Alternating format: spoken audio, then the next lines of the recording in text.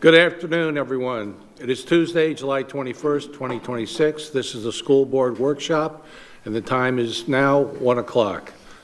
School board member Melissa Giovanelli will be participating both via Teams. Ms. Giovanelli, are you on the call? We'll see if she signs in at a later time. Sergeant Arms, has the front lobby been attended to? Yes. Thank you, Chief. There are 11 items on the agenda. Office of State Schools Quarterly, Construction Change Order Report, Construction Projects Bi-Monthly Update, the RSM Update, Job Descriptions, District Strategic Priorities, Policy Review, the Procurement Process, Food and Nutrition Services for 2026, then Public Comment, and then go to the order. Per board protocol, each board member should aim to keep initial comments to 4 minutes and any follow-up comments concise, with a total speaking time of not more than 10 minutes per discussion. Additionally, I encourage my colleagues to stay on topic for each agenda item. First, we have the Office of Safe Schools Quarterly Report, presented by Chief Newland and Lisa Barnes. Good afternoon. Good afternoon, board members, Superintendent Carlin, and Attorney Dodig. Today I'm providing an update on our fourth quarter school inspections presented in accordance with Florida statute and the requirements of the Office of Safe Schools. During the fourth quarter, inspectors visited 18 of our 119 schools, which represents about 15% of the district. While this inspection volume is slightly lower than previous quarters, I'm pleased to report that 14 of the 18 schools are 77% passed with zero compliance issues. We did, however, identify compliance issues at 4 schools. The first 2 involved propped doors open.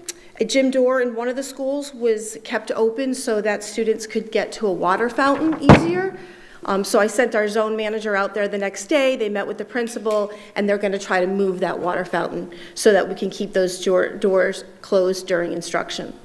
The second incident happened when there was testing going on. Doors were propped open to minimize noise when students exited the room. This was addressed directly with the teaching staff involved to emphasize that the safety protocols must be maintained during testing. The remaining 2 compliance issues involved threat management teams where members had not completed their required refresher training. We are taking aggressive, proactive steps to ensure that this does not happen in the upcoming school year. First of all, we have dedicated oversight. We've added a team member to the district threat management team. As team rosters are now submitted, Josh manually verifies that every single member meets all training requirements. If they are missing a training, the principal is notified immediately. Second, we have system tracking. The new state portal that we have access to can generate real-time tracking reports so that we can audit our records against the state training records. And third, we've just sent out a comprehensive threat management checklist to all school principals, which details all the mandated training requirements. So overall, our schools remain safe and compliant, and where we found gaps, we worked quickly to fix them. Thank you for your time, and I'm happy to answer any questions that you may have. Superintendent? Nothing further from me, thank you. Okay, questions from council members? Any comments from council members? Board members. Board members, thank you for the correction. Hearing none, let's move on. Next, we have the construction change order report from Scott Rickenbacker, Tina Silcox, and Melissa Rivera.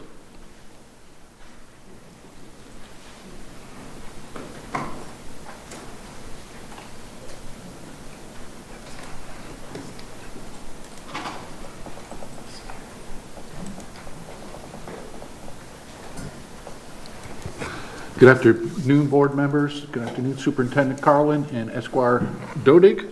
This is your change order report for May of 2026 as required by statute.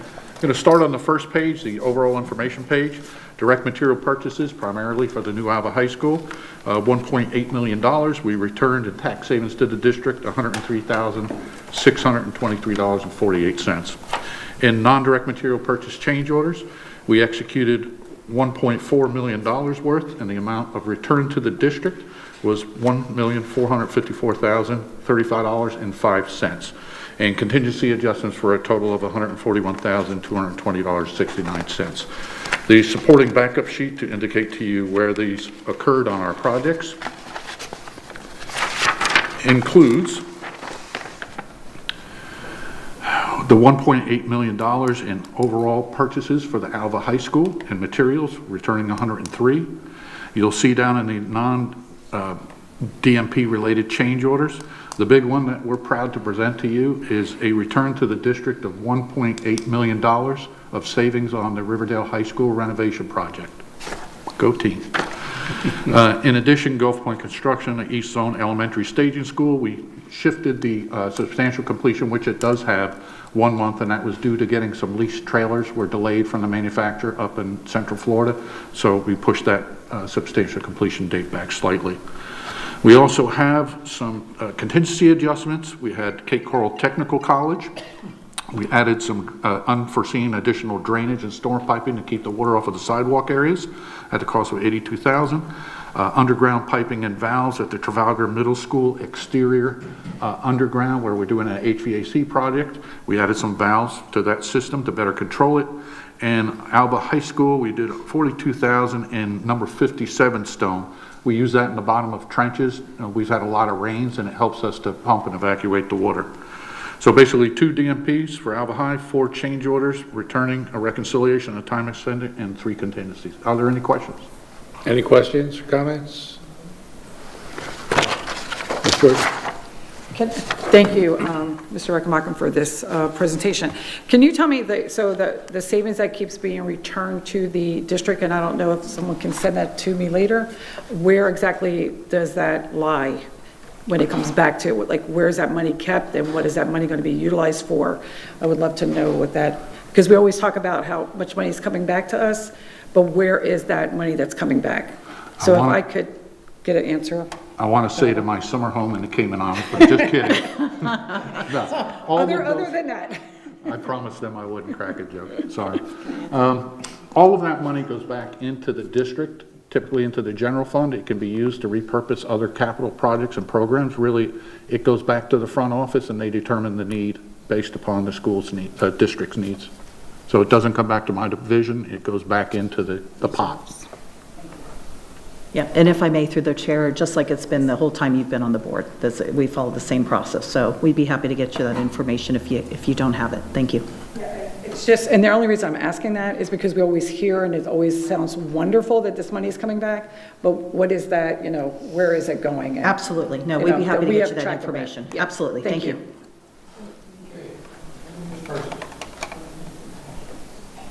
On all our major projects, I know we have a contingency fund. Correct. About what percentage of that, is it sort of the same for everything, or does it vary a little bit, or? On our very large capital projects, we have a shared 2% contingency in the project. Okay. What that means is they cannot just spend that money without myself or Tina and our team approving it to be used for unforeseen conditions. We also include a 3% owner's contingency in the total project cost that we bring to you guys. We don't touch that unless you all or school staff and academics determines there's a need to apply something additional into the school that was unforeseen at the time. In most cases, we return that in its entirety to the district. Our smaller projects like HVAC or renovation jobs where we're going into a lot of unknowns, we might put a 5% contingency in some of the roofing projects or a small HVAC or a plumbing renovation just to cover unforeseen conditions. All right, thank you. Okay, any other comments on the board? All right, thank you. I'd like to introduce today, I've brought my team with me, obviously Melissa Rivera, our coordinator, Tina Silcox, assistant director. We're doing a little bit different approach. I will talk about the main sheets and any highlighted areas that would change on each school site. And we've also included some small snippets and photos for you guys, and Tina will explain where we are out in the field and exactly what you're looking at. So the first school up is Bay Shore K-8 expansion. Right now, we're going great guns. We're doing all the interior fit out, shitrock, and utilities. The portables are in place and ready with a CO for occupancy for start of school. So that job's going great. I'm going to love the pictures you're going to see here in a moment. Next slide. This is the video. You can see we have 90% of the windows in. Next week, the AC will be temporary AC, and the portables will be powered up in the back. The interior of the building is being drywalled in. So that video was taken in late June. Since then, we have completed the installation of the windows. The portables in the back have received all their inspections, and the front parking has been paved and completed for everyone to return in August. The substantial completion date is November 30th, and we are on track for that. Any questions on that school? Okay. Next up is... As you can see, we have There we go. Next up is BBBB, formerly the Pre-K Innovation. This current school, we've extended the bid at the request of the superintendent and her staff. We've asked to go back and do some value engineering and cut even additional dollars from that. So we've extended the substantial completion of the overall project to June or July of 2028. That allows us this extra 2 months to get this bidding corrected, send addendums out, and trim that budget down again. We were within the board-approved amount, but the direction was, let's see if we can get more, and that's what we're attempting to do. Next slide.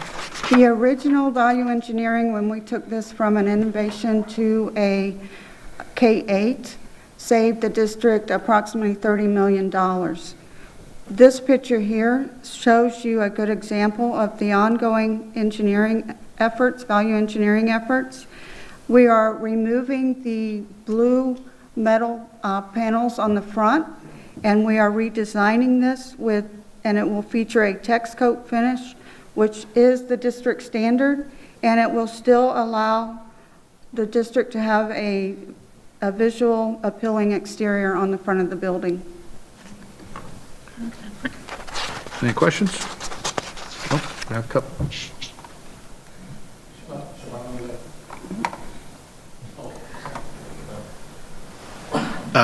Thank you, Mr. Rickenbacker. So what you're saying, based on these, we have a significant opportunity to come below the board budget on this? Correct. We were already below budget, but the superintendent, knowing how our budget status is within the district, the money's tight, go back to these. You know, it's great to have a beautiful building, but we're not building Taj Mahals. So if we have an effort to trim down, that is my department's new goal. Do not attack the learning environment or the school, but anything that isn't necessary to perform a clear function, bring it out. And people don't realize these metal panels, you have all sorts of structural miscellaneous iron behind them, supporting them. It's hundreds of thousands of dollars for this stuff, and we don't have that cash. Okay. Thank you for that explanation and working on that, Mr. Rickenbacker. Yep, thank you. So to that point, I was going to say, that would be the one, I think, differentiator between all the builds that we've had with this kind of facade. So yeah, I understand the savings on that, but curious, because I know I mentioned it, and I believe it was Bay Shore where I mentioned it, where we have that stamp. I don't know if it's going to be done in the same cement wall kind of concept, but something we can do where we're still cutting back, you know, with, I want to say unnecessary because it's pretty, but we don't need it. But still kind of keeping in line with what we've done with our newer builds to at least give that personality, but still with well below budget. They'll do things in the precast Cool. with paint, so we can bring the colors into those panels and Leave have it. turf lines and so forth. Tuck or leave it. Okay. Lisa, you're on? Ms. Giovanelli, Yes. did you have a comment? Did somebody unmute me? Yes, we can. I'm sorry. You have a comment? I actually have just a question regarding new builds. Are we looking at any, and this is probably cost more money, but I would be curious what it would cost. Are we looking at doing metal roofs versus, I don't even know what roofs we do at this point, but I know a lot of the industry is going to metal roofs because of our hurricane situation. Is that a possibility? And I'll mute myself. Metal roofs are always a possibility, but it's the structural design and the roof trusses that would support a metal roof. And most of our prototypes are flat roofs on structural steel with deck, so it wouldn't be appropriate for our prototypes.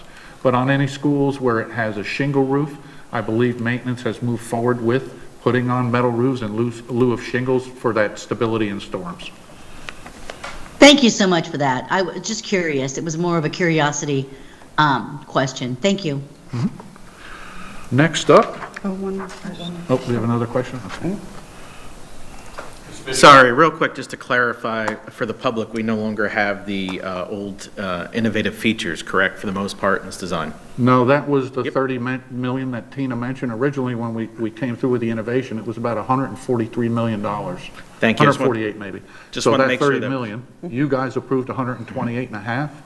The budget was coming in, we expected it around 113 million, and now we're going with one more round to try and get that number back down some more. Thank you. I just wanted that clarified based on the slide for the public. Thank you.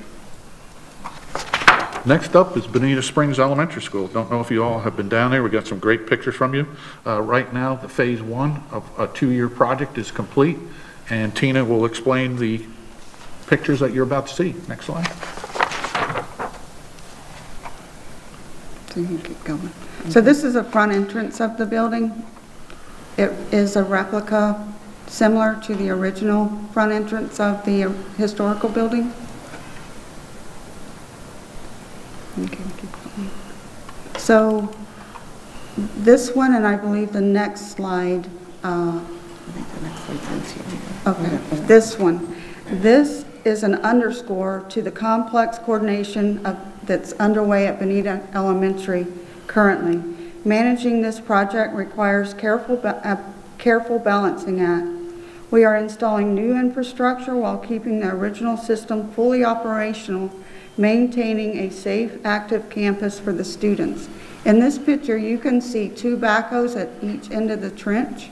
What you can't see is there's about 15 men inside of that trench installing technology lines, a 4-inch water main for our fire system, while we have the original infrastructure operating the campus, and we did not have to shut anything down. We kept on moving while the students were on campus.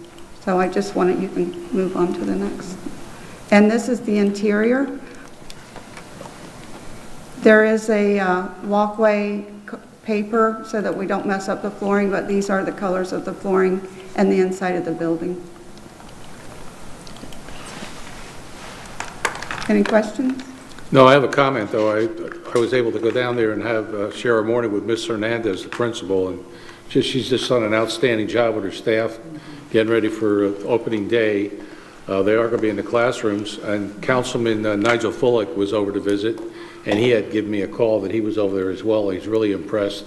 The whole council's really positive about the school after all the dilemma we had agreeing on doing this project, but it's really a win-win. Do we have a targeted date? Does anyone know for the ribbon cutting for that? Because the council's asking me that question.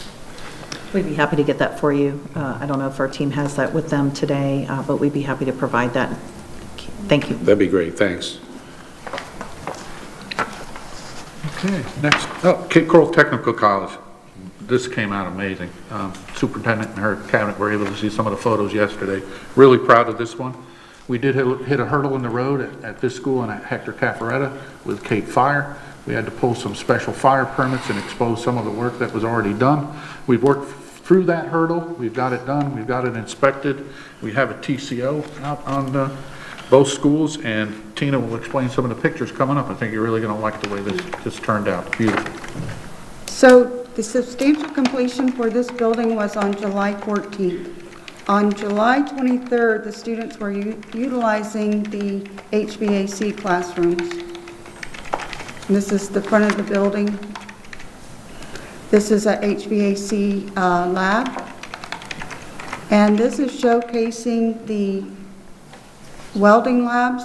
The students will begin here on August 11th. And the ribbon cutting is scheduled for July 29th for this site. Any questions? Any comments? Ms. Chevalier? No, one, thank you for this, and two, I mean, I drive by it, I live in North Cape, so it's nice to kind of see it full front, and even with the hedging gone, we can even see it better. But I'm excited to kind of have this opportunity, at least for all of our students kind of pursuing those career and trades, now having these opportunities there that were previously in Fort Myers. I think that's a huge win for our students graduating, to see those opportunities, and kind of excited to see these cars get in the shop once that opens as well. So, yeah. Debbie, you have something? Awesome. I just wanted to, just based on this, it's just really beautiful, and the comments that I've been hearing in town is, thank you for putting this in the Cape. When is Fort Myers going to look like this now? So that's our long goal, but thank you so much. No. They're excited about it. You know, and it's a team effort. Yes, it's beautiful. It's all district staff. When we realized we had a parcel that potentially we couldn't use for a rebuild, and why not expand an existing adult educational facility on the property? I think it was a win-win across the board, so. Beautiful. Next slide, please. Cypress Lake Middle School, on target, getting ready to open. Furniture's being installed and delivered. The teachers are coming back here in the next week and a half, I believe. And Tina, would you please describe some of the slides we have? So Cypress Lake Middle School is nearing completion. The gym floor is ready for the graphic. The kitchen equipment is ongoing, and approximately 75% of the flooring is complete throughout the whole building. The students will leave the portable campus Friday, October 2nd, and return October 5th, Monday, to their new classrooms in the new building. So yes, we are moving over a weekend. Immediately following the move, the construction team will start tearing down the remaining old buildings, removing the portables, and we are keeping the project on track with a substantial completion of February 15, 2027. Quick note, that's job number 2 on a confined, occupied school site, and we're making the date, so that's a huge accomplishment for my staff.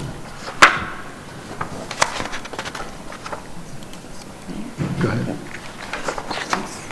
Hector Cafaretta Jr., we already spoke a little bit. Again, another one of my Cape Coral Fire permitting issues, which we resolved. We've got a TCO on there.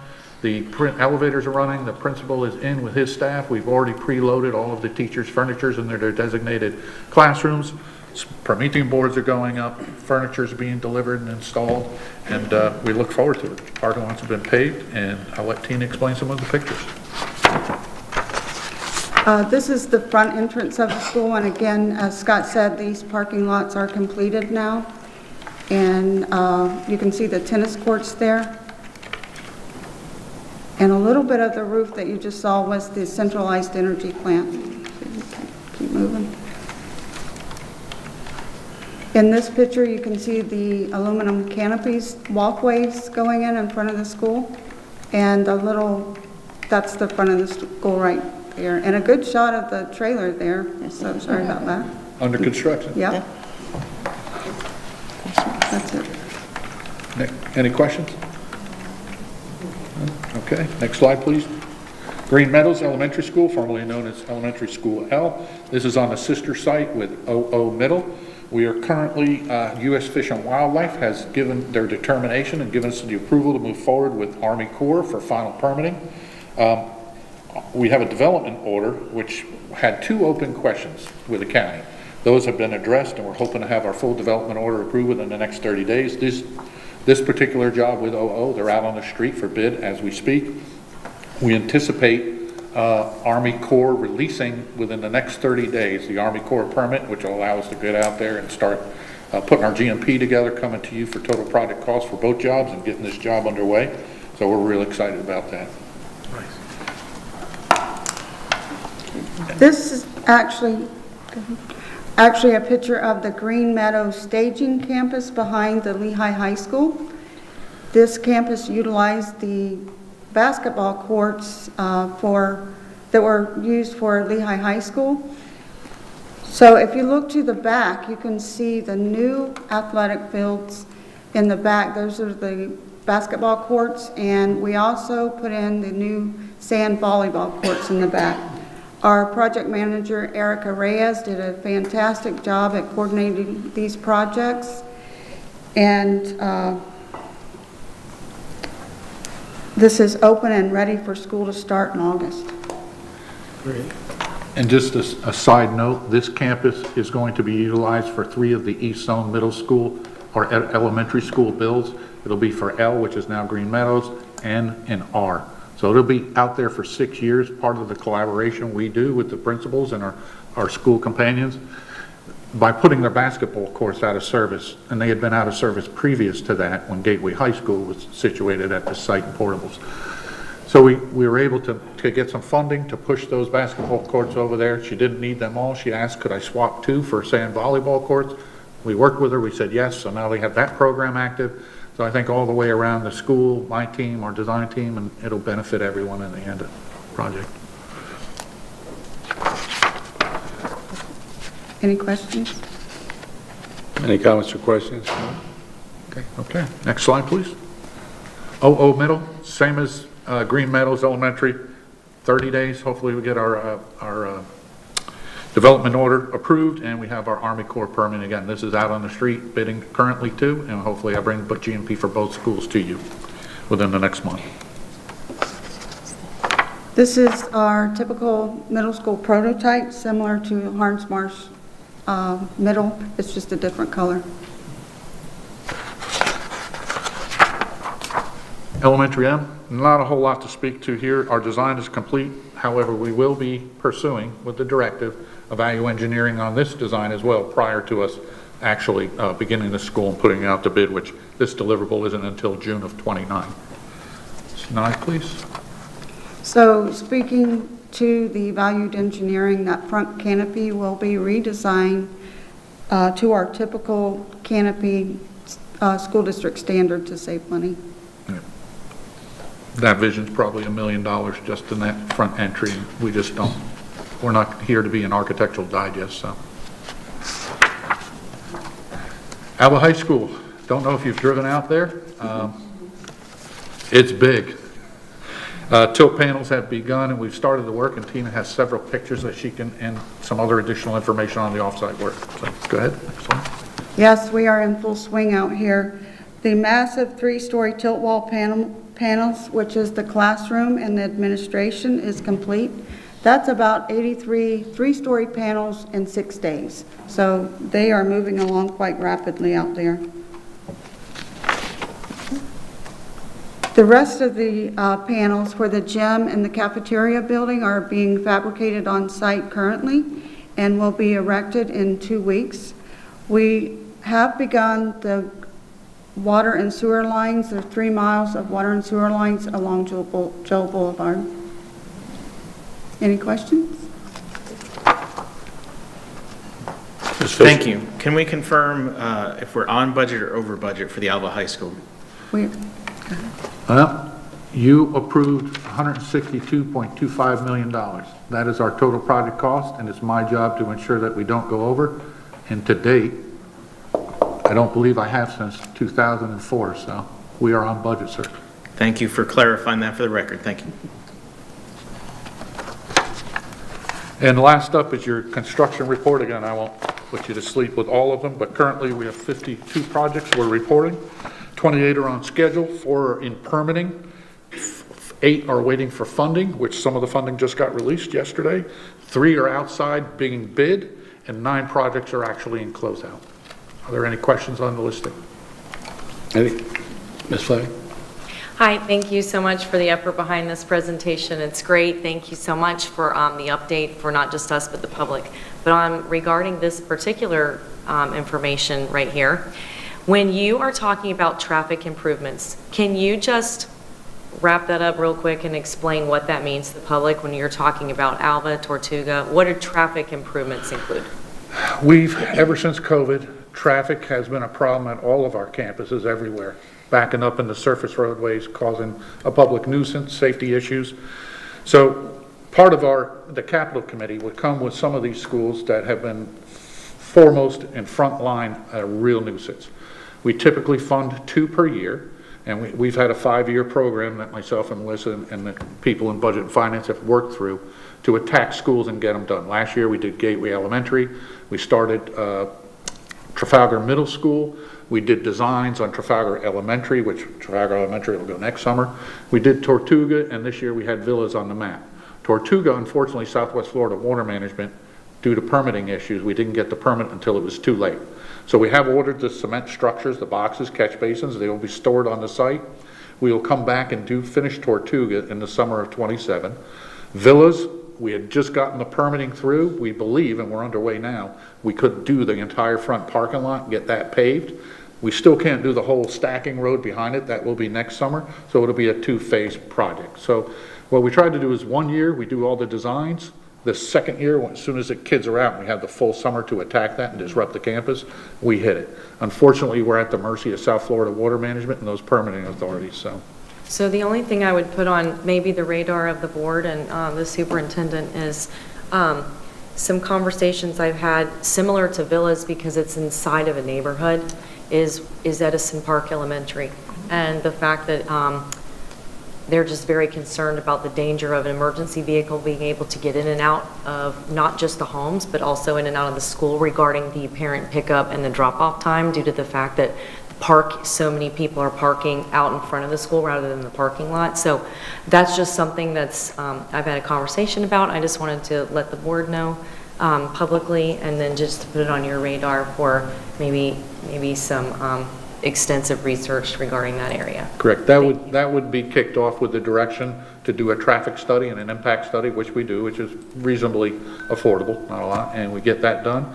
Assuming the design meets the school-based needs, safety, security needs, transportation needs, then we fund it for the next following summer. All of these improvements are really an 8-week, kids got to be off the campus, and we just tear it up and get it done, hopefully for start school, which so far so good. All right, well, thank you for that. Appreciate it. Any other comments from board members? Ms. Giovanelli, you have a comment? Okay, hearing none. I just want to say, Mr. Rick, you always have a great report. You're on top of your game here, and I enjoy your report each and every time we have a board meeting. So it's a good job to your team. Well, these two do the work. I'm just the face. So noted, so noted. Okay, next we have RSM update presented by Weiss Campbell and Jack Hughes.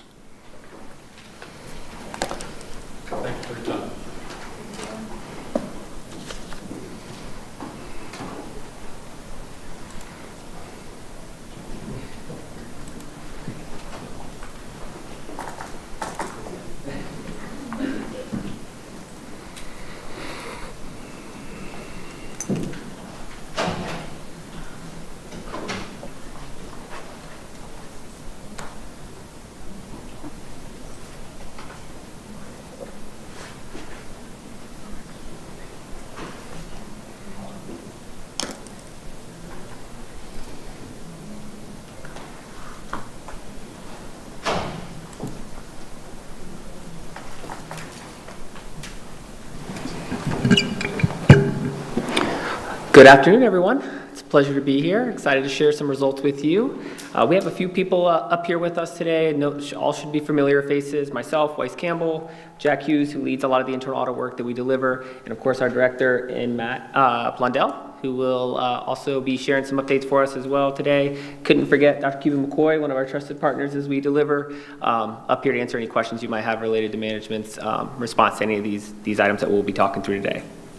So, I guess set the stage a little bit for you, kind of where we're at. So we're at the end of this fiscal year. Happy to report we've delivered all the items on our audit plan. That includes our items here, contract administration, sensitive data protection, our budgeting report, which we'll be sharing with you here shortly, as well as our risk assessment and proposed audit plan areas of discussion that we will talk through as well with you. We will also be giving, as we usually do, an update on our follow-up testing and the status of those follow-up items, and give you some insight into the direction we'll be taking this next fiscal year. First thing we'll talk through, though, first will be our follow-up results, and I'll defer to Jack to kind of talk to those results. Perfect. Well, good afternoon, everyone. It's a pleasure to... Thank you. Forgot to turn it on. Good afternoon, everyone. It's a pleasure to be in front of you here today. Really want to highlight some of the progress that's been made in our follow-up activity over the last year as we look to close out FY26 and look forward into FY27. And you'll see right at the top there a 40% decrease in the number of reports that are currently open. So a tremendous amount of progress over the last year. We're very fortunate to have been able to cultivate a very productive working relationship with the strategy division. That's certainly contributed to a lot of very meaningful progress made in closing out some of these especially long-standing observations. You'll see of those 4 reports closed, they all date back several years. So we're able to close out some of the oldest observations and look forward and being proactive as we look into FY27 and continuing that momentum and getting a number of these observations closed out going forward. This slide provides you with a snapshot of our current point in time look at the overall follow-up function. You'll see a number of reports open there. There are some observations ready for IA validation. We are working with management to identify updates and understand the nature of testing that can be performed. But we're also expecting a number of these to be ready for additional testing over the coming months as well. So we'll be coordinating with the strategy division as well as those individual process owners to get in there and provide you with updates as we continue with our regular reporting cadence with you all. Any questions about follow-up activity to date and what to expect in the coming year? Any questions, board members? Ms. Fisher? And maybe this is directed to the superintendent. Just wanted to see when we can get an update on the employee timekeeping. Yep, that's been a concern of mine as well. Dr. Cupin-McCoy, do you want to talk a little bit about the work we've been doing? I know that there have been some staffing issues there, and I think that's been a little bit of the struggle with turnover, but do you want to speak a little bit to that? Thank you, Superintendent. You are correct. We've had some turnover, and so at the risk of being premature, what I do want to say at this point is we now have a frequency of touch points every 2 weeks with the current staff addressing the timekeeping audit. They've identified preliminarily a particular group within the organization with which to do some internal sampling before we get to RSM to make sure that we work out the kinks. So progress has been made. The setback has been the restart. The good news has been there have been some processes that have been developed along the way, and so now we are using those previously developed processes to make sure we move forward. Thank you, Madam Superintendent, and a definite shout out to Dr. Cupin-McCoy for being on top of this and how much of a difference you've made with this follow-up. Thank you. Any additional thoughts on our follow-up activity before transitioning to our budgeting report update? Hearing none. Perfect. Well, I'll walk you through the results of our budgeting report. Really want to highlight our scope included an assessment of the internal controls that related to the monitoring, reporting, development, and modification of the district budget. We specifically looked at the creation of the FY26 budget as part of our in-scope processes, really focusing on how those things are being managed in compliance with relevant policies and procedures.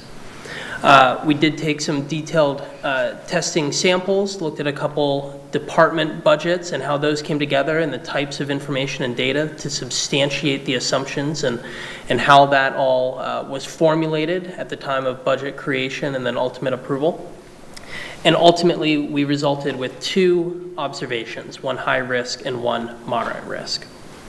Our observation 1, position control expenditure budgeting procedures, we identified instances in which positions were advertised and offers extended without prior confirmation that the position could be funded within the upcoming budget cycle, therefore increasing the risk of unbudgeted expenditure that is incurred by the district and at each one of those individual schools. Management agreed with the finding. They are restructuring their standard operating procedure to institute a hard control requiring human resources to verify that an approved funded position exists and will be available within the upcoming budget cycle, as well as revamping a reconciliation procedure between budget and human resources to provide accurate forecasts of potential staff need earlier in the budgeting cycle.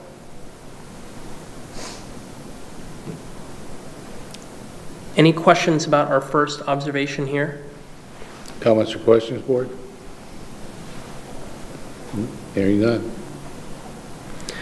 Our second observation, titled Site-Based Budgeting Procedures and Assumption Documentation.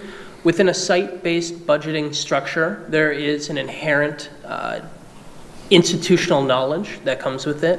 Most of these departments are developing their upcoming budget and budget forecast based on a lot of knowledge that they've retained by being in the position. What we saw during our review is that meant that we saw assumptions in the budget forecast that were not substantiated by available data. And so the risk there is, should there be turnover, or should an assumption be made that may not reflect the current operating environment based on data that had not been appropriately aggregated or data that was potentially missing, that those forecasts do not come to fruition. And so we recommended implementing a system of review and updating the standard operating procedures to provide for a little more data structure behind those assumptions being available upon review. In line with that, management does agree. They're going to configure the budget management system to make the justification fields for each one of those budget forecasts, each line item, a mandatory field. So as an assumption for, say, a 5% increase on a particular line item is submitted for review, there will be a justification alongside that to support that assumption. There will also be an electronic workflow mandating the chief or operational head approval before a site budget can be advanced to the budget system. So an intermediary step to help support that site-based budgeting model and provide an additional layer of review and oversight. I'll add here, the goal here is really not to limit the school's flexibility, which they're afforded right now during this process. It's really more to add consistency and visibility into those decisions and how that budget is ultimately built and supported by these sites. So that's the intention of the control, and management in their recommendation, I think, is being very proactive in those efforts, because it's not a simple fix, right? It's going to require quite a bit of collaboration. There's a lot of data that's being used to support a lot of the assumptions that are being made, but to support consistency across sites, the recommendation should support that, and I think management's doing an effective job of remediating that.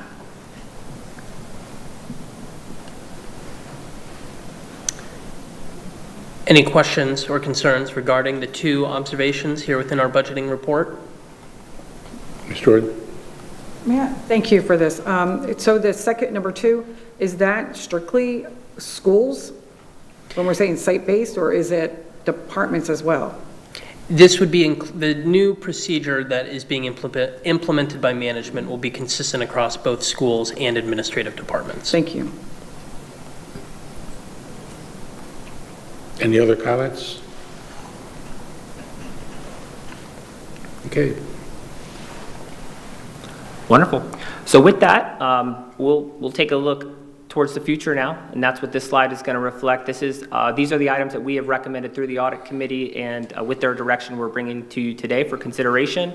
These are the items that you'll see included on a SOW at the August 3rd action meeting. What I'm going to do is briefly walk you through each of these, speak to the scope that you'll see in that document, so that if there's any specific questions you might have or considerations, we're happy to hear that feedback as we move through this discussion. The first item that you'll see on here is our follow-up procedures. No surprise there. The goal there is really just to make sure that, if there are prior audit issues, are they working as intended? Has management remediated in line with what they have communicated through the board and through the audit function, consistent ongoing process that we perform. The second item there is the fiscal year 28 risk assessment. So that's going to be, the product of that will be brought to you at the same time next year, and that'll be the proposed audit plan for fiscal year 28. The 3 items on the bottom will be the 3 operational audits that we'll be looking to perform this year. The first being competitive procurement.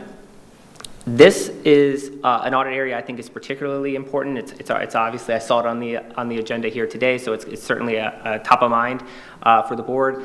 This is going to be an analysis of the competitive procurement process specifically. So we're not looking at non-competitive purchases. We're looking at those purchases above the threshold that will require solicitations to be competitively brought forward. So I would say when looking at an objective here, we're really looking to make sure that these activities promote fair competition, transparency, and ultimately the best value to the district. So to do that, our scope will really be looking at the process from end to end. We'll look at planning and selection of the procurement method, so what went into that decision, vendor selection and the bid processes, making sure that those are documented and there's transparent documentation to support those decisions, evaluation processes and contract award decisions, and vendor management and performance monitoring. So that's going to be an important consideration as it's going to influence vendor selection. We'll also be looking through a data analytics lens quite extensively through this audit, so there will be quite a bit of key performance indicators that we'll try to bring forward through this report. So some of those things could look like bid participation levels, procurement cycle times, and vendor award trends to show if there's any vendor concentration that should be particularly noted within the report. And then on the back end, looking at the use and justification of any exceptions to the competitive procurement process. So if there's sole source or cooperative agreements or any other vehicle that may circumvent those requirements, we'll be testing those as well just to make sure that those were appropriately solicited in line with expectations. And then lastly, and I would argue most importantly, is our procurement practices consistently applied, and are they compliant with district policy? That's going to be an important part of this process. Any questions as it relates to this scope? Comments or questions? Seeing none. Wonderful. The second item here will be the internal accounts process. And this will be the objective of this audit is going to be very specific to school level internal accounts that are managed by these schools to ensure that there's accountability and that there's compliance with the established district and state policies around this function. So we'll be looking at the life cycle of internal account transactions, cash collection and handling on the front end through deposit processing and the expenditure authorization that happens on the back end. We'll look at the controls at the school level that should include segregation of duties, for example, approval processes, documentation that's retained to support those transactions, and then timeliness and accuracy of deposits will be a consideration as well. We'll look at the account reconciliation procedures that should be happening or occurring on the back end of this process, and the consistency of processes across these different schools. Again, so making sure that we're considering that in our sample selection will be important. Making sure that we have a diverse sample selection across elementary, middle, high school, right? Anyone who's collecting these internal funds. And then again, not to reiterate the same point, but evaluating the district level oversight will be particularly important. So what are the monitoring activities on the back end to make sure that these processes are being managed in line with expectations? Any questions as it relates to internal accounts? Question, Ms. Fisher? Just a quick question, in dealing with multiple school districts across the area you do, is that one of the most common things that comes up in an audit? Or a request to be audited, I should say, looking at internal accounts? Absolutely. I would say for a variety of reasons. One being it's a cash focused activity, so that's always going to be inherently high risk. It's also impacts many schools, right? So there's a consistency focus as well. Thank you. Okay. Perfect. And the last item here is position control. So this is actually a product of our budgeting audit. I think this is going to be a particularly helpful audit to really look and determine whether personnel actions, whether those are hiring decisions, transfer decisions, are properly aligned with approved and funded positions. So we'll look at internal controls around this process, specifically over the position control life cycle, so the position creation, the approval, as well as the maintenance of positions, and alignment with the funding sources, the cost centers, the job classifications, all of the different components that go into that action. We'll do some detailed testing of these new hires, transfer or payroll changes, just to make sure that they're supported, that they're authorized, and of course that they're funded prior to actually executing any type of personnel decision. So we'll look to identify and evaluate any exceptions that may take place, such as positions without confirmed funding or actions that bypass position controls for whatever reason. We'll particularly focus on those to make sure that those actions are appropriate. We'll look at system access and overrides and monitoring processes around position control to make sure that those are appropriately supported as well. Again, with the underlying goal remaining just to make sure that there's consistency in position control practices across school sites and departments. And if I can, just so I can make sure there's a clear delineation here, the budget audit looked at projections, right, using PARs, while position control evaluates that control environment that governs the actual personnel actions that are taking place after the budget is approved. So very distinct parts of the process we'll be looking at. Any questions? Any questions or comments? Seeing none? Wonderful. Well, you'll see a much more detailed scope of work brought to you at the August 3rd action meeting, so you'll see that scope of work, and we look forward to getting started very soon. Okay, I appreciate your comments from your team. I would like to make a comment about the timekeeping. I looked at that myself when you sent out these documents, so it'd be nice to follow up on that timekeeping dilemma that it seems don't have that totally solved at this point. So I'd like to get some more feedback on that if we can for our next meeting. Thank you very much. Thank you, Mr. Chairman, for that, and I want to assure the board that that has certainly been on my radar and Dr. Cupid McCoy's radar since it has been outstanding. I do want to take a moment just to thank RSM as our partners, and thank you for your partnership with Dr. Cupid McCoy. I was really excited as I looked at the closeout on those 4 reports that had been closed out because we had one outstanding since 2021. So I'm really excited to see that one closed out. That is awesome. And then the other ones from a variety of years. So just thank you very much for that. And thank you in all earnest from our entire team helping us get better with our processes, because when we have better processes in place, more robust processes in place, that the outcomes are stronger. So thank you very much. I just can't bypass a moment to remind auditors of something. The August 3rd deadline for the board is very soon. So if you need something on that agenda, it has to be done soon. We've already submitted it. Okay, perfect. Thank you. Very proud that I can say that right now. Thank you. Thanks. Thank you, Jennifer. Thank you very much.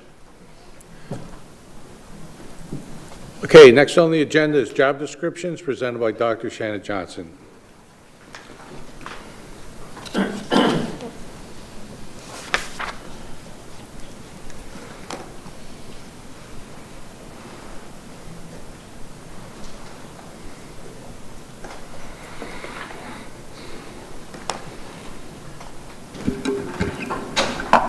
Good afternoon, Chair Ribble, board members, Superintendent Carlin, and Attorney Dodick.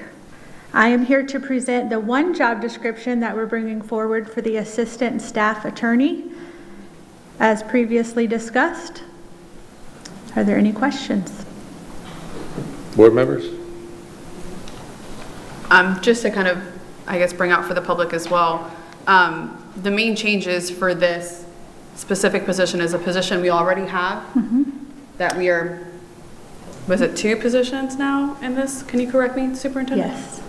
2 positions, and the main change, the job description is already in place, is moving from a contracted position to the admin salary schedule. So something different than previously, before the changes that we made with this board and the structure, the previous assistant staff attorneys, which that wasn't their title either, I think there was a change in that, they were contracted on their own versus following our salary schedule. So that's kind of where this comes into play. So just kind of reference out to the public, these aren't new positions, these were existing positions, and we're obviously backfilling them because we need them, so. That's correct. Yeah, just wanted to verify that you are indeed correct, and that these had been assistant board attorney positions, Correct. so they are now being, they were retitled Correct. when you all made the reorganization of legal department a couple months ago. Now they're called assistant staff attorneys, and to your point, Ms. Chaviano, that they used to be contracted with the board, but now they are assistant staff attorneys, so they are going to be on the salary schedule, so thank you. And just in following what we just had a conversation about, this is budgeted already. Yes, ma'am. Thank you. Ms. Persons? And just to make it even more clear, at this moment, we have 2 openings for staff attorneys, that were previously board attorneys, assistant board attorneys. Right. So that's where we're at right now. So we're actually down 2 attorneys. Correct. Yeah, Mr. Dodick and I talked about that. When it comes to full-time equivalent, we are down 2, so we're still in great shape there. Any other comments? Ms. Giovanelli, you still with us? Okay, hearing none, go to the next topic. Next on the agenda is our district strategic priorities, including the student achievement end-of-year results, which we're excited to hear about that, presented by Dr. Nathan Shaker, Angela Nader, Chuck Velarde, Sharice Trent, Cheryl Neely, Dr. Colleen Tim, and Philip Savage. Mr. Ribble, I am still here. I just wanted to let you know that, but I just wanted to thank Okay, everybody for thank you. that work.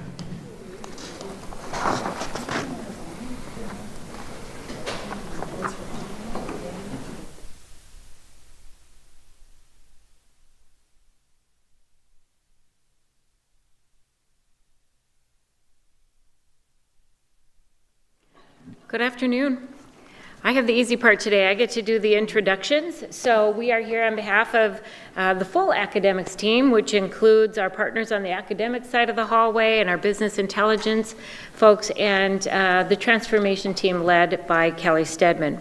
So we're here to share some of the good news that I know you've been hearing about, but to provide it in a little bit more in depth and talk a little bit about next steps of what we're going to work on. So in addition to the team up here today, we have sitting here in front row with us, Dr. Nathan Shaker and Phil Savage. So they are on hand to answer any questions that you have as well. So today we're going to talk about an analysis of our performance here in Lee County, some changes coming up in the school grade scales that we're getting ready for, and then next steps and opportunities. So I'm going to turn it over at this time to Ms. Neely.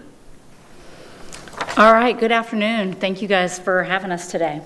I would be remiss if I didn't say that the work and the results that you see are really a cross-divisional collaboration, not just with the academic services side of the house and business intelligence, but really division-wide, really with human resources and a wide variety of other divisions. So that continues to be an area that we continue to grow at and collaborate, but really all of these results are in line with that work. And so on the screen, if you'll take a second just to kind of get acclimated to the district results by component, you can see on the board there are 12 different components that are there. The components that are in green are areas in which we improved year over year. With some of the highest areas, ELA, improving 4 percentage points overall in ELA achievement. Middle school acceleration, improving 8 percentage points from the prior year to this year, and science achievement, improving 10 percentage points year over year. The other areas continue to improve. Just as a reminder, graduation rate, you'll see, is a lagging data, meaning that is from the prior year's graduation rate, not this year's graduation rate. That will get finalized sometime in December through the state. But we are positive that will be another increase of several percentage points, and we're excited about that. You can see one area that is in red, which is our math lower 25.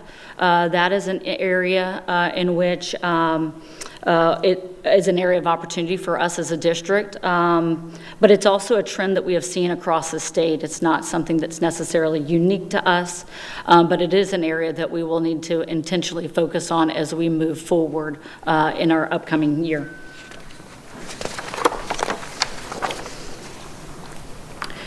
This slide, if you'll take a second to look at it, really highlights our performance over the last 10 years. And when you look at school grades from 2016 all the way to 2026, which is now, inside that you have a couple of areas. We had a change in testing cycle during that time. We also had COVID, which is where that dip is, where you see that 53%. But really, no matter what the reason for results, whether it was change in scores, you can continue to see that this is the highest percent of points, total points, in school grade that we've had in a decade, and we are really thrilled at seeing those results. And once again, that just goes back to that continuous collaboration that we are thriving to have inside the district, between the district and the schools.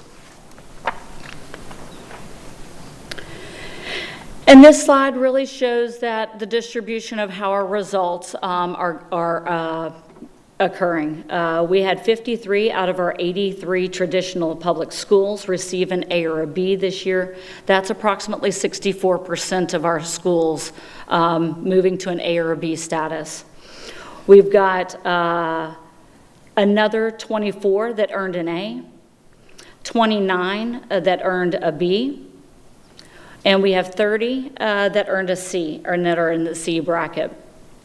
As we make our way to becoming an A school district, it's going to be really incumbent upon us to reduce that, the number of Cs to 0. And so that is really a strategic goal that we have as a district, is to really work hard at removing and lowering that number of 30 to 0 over the course of the next couple of years. We did have one school, that was a D last year, and I'm proud to report that it increased 2 letter grades. And so I'm also proud to report on behalf of the schools that we have 0 schools in the district that are a D or an F, and in state oversight for that reason. So that's really proud work. Along that lines, just to highlight some the charters as well. They also had an improvement of reducing the number of DNF schools to 0 as well.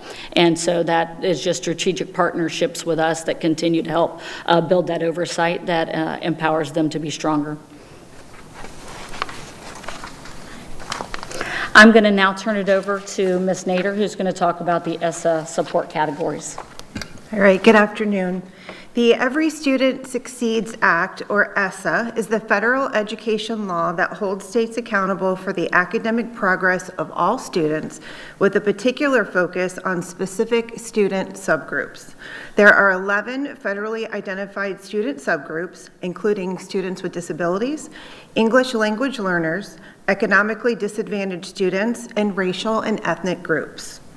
For a subgroup to be included in ESSA accountability, a school must have at least 10 students in that subgroup. This minimum number ensures that the data is reliable and meaningful.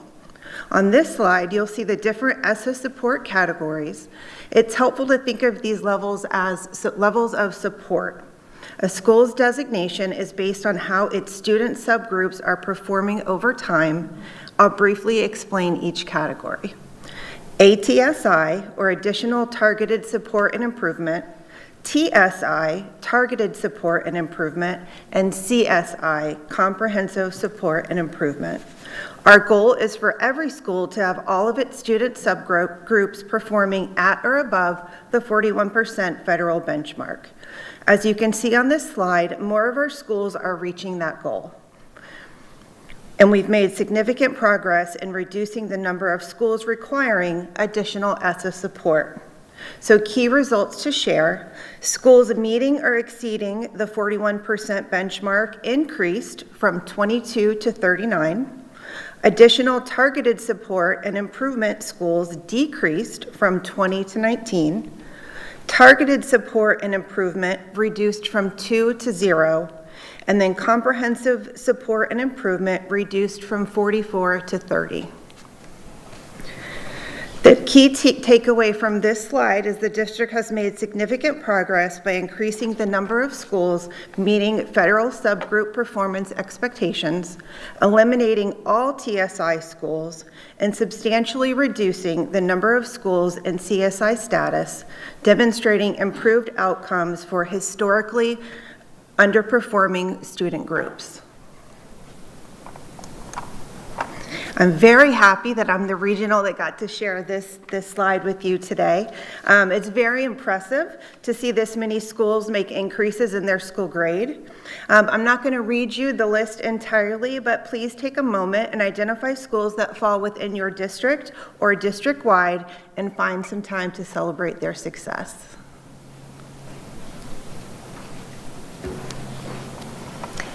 All right, and at this time, I'll turn it over to Ms. Trent to talk about the change in the school grade scales. Good afternoon, everyone. Beginning with the upcoming school year, the Florida Department of Education has implemented a more rigorous school grading scale by increasing the point thresholds required to earn each letter grade. This change comes as student performance across the state has continued to improve, with more than 75% of Florida schools earning an A or B school grade under the previous scale. The revised grading scale is intended to better differentiate school performance while maintaining high expectations for all students in schools. It's important to note that this is a statewide accountability change. So if you take a moment and look at the left-hand side of the slide, it says escalator clause met. So this shows you statewide by level the percentage of A and B schools. So for example, in elementary, 76% of the schools in the state of Florida performed at either getting an A or a B. They were A or B schools. And then you can see middle, high school, and combination schools. So all of them are above that 75% mark, and therefore the grade escalation clause was applied, which means that they changed the scale. So if you take a peek over at the scale, grading scales by school type, let's just take a look at what it takes now, will take in this upcoming year to be an A school. So for elementary, this past year, they had to have a 62% or higher. Going into this next year, they will need a 65% or higher. Middle schools, currently sitting at a 64, they will need to get a 65. And high school combination schools and district will go from a 65 this past year to a 70%.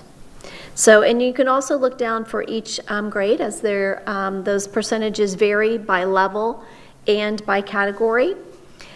As our community reviews school grades in the future, comparisons to previous years should be made with the understanding that schools are now being measured against a higher standard. A school earning the same letter grade under the new scale will have met more rigorous performance expectations than in prior years. And as a school district, we remain committed to ensuring that every student receives high-quality instruction, strong academic support, and opportunities for continued growth. We're proud of the work that's happening in our schools, and we're going to continue to partner with students, families, staff, and community to build on that success. And we know that we're going to continue to reach the performance goals that we have. We're just very excited about where we're going to be heading going into this next year with the increases that we've already had. I would like to now turn it over to Mr. Velarde to share next steps and opportunities.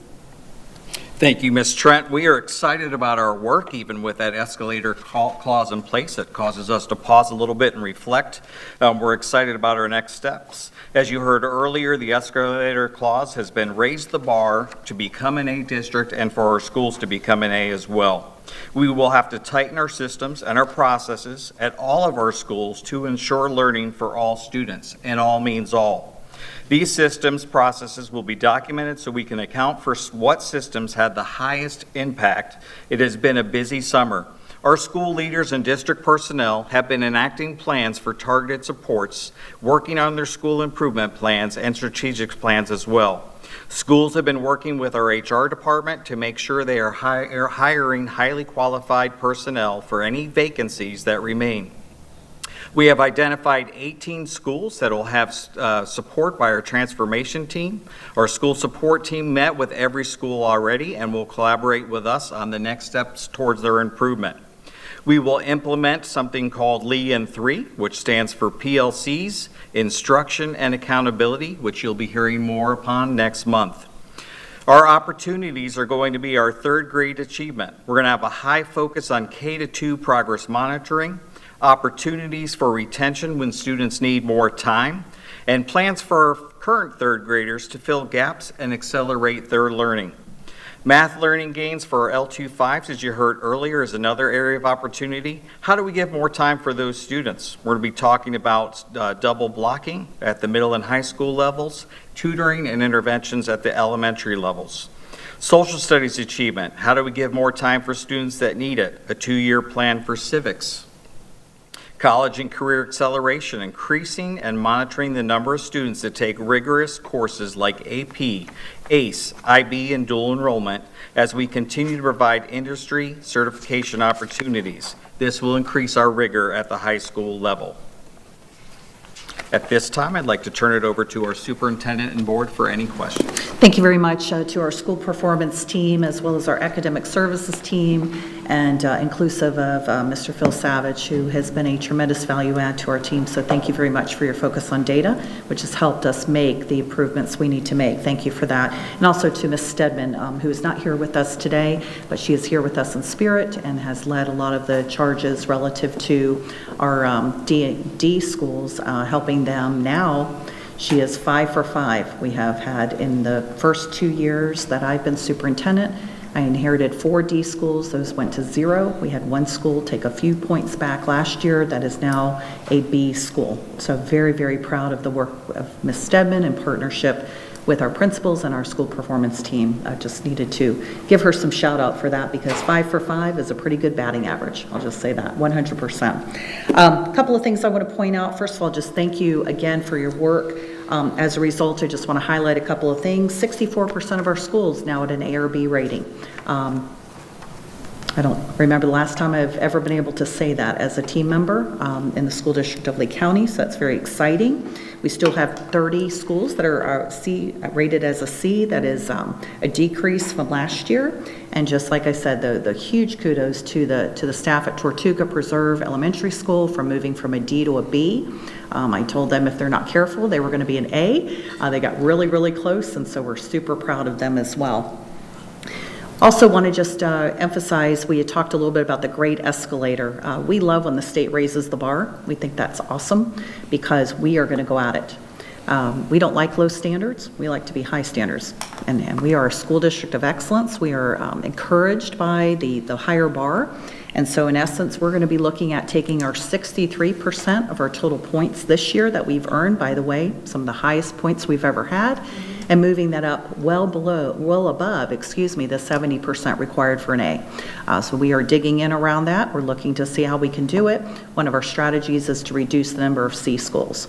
If you do that, you're going to have a better shot at getting to that 70%. We know it's an extremely ambitious goal. It is extremely ambitious, but our team has never shied away from the hard work.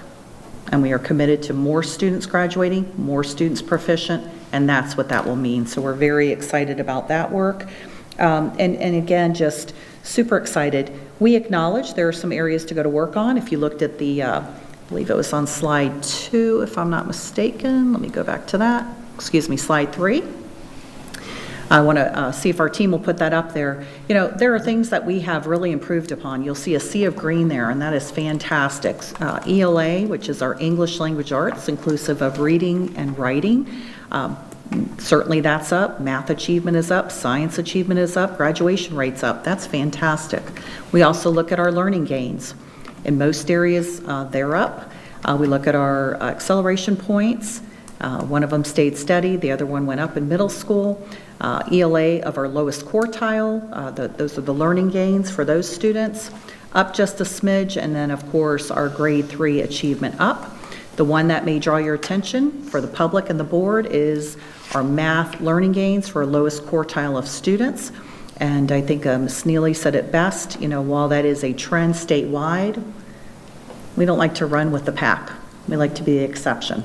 And so this is something that we will be digging in, doubling down on, and next year we are committed to seeing that move forward. And so we will be working really hard in those areas as well. So just huge appreciation to the team. I know that you're already meeting with principals and putting those school improvement plans into place, and just really appreciate the hard work, your dedication, and your commitment to excellence. And just a huge shout out to our schools, our principals, our teachers, our support staff, and really everybody. I mean, sometimes we look just at the schools and we say, you know, gosh, the bus drivers, they make a difference. They start our day, our children's day, on a really bright note.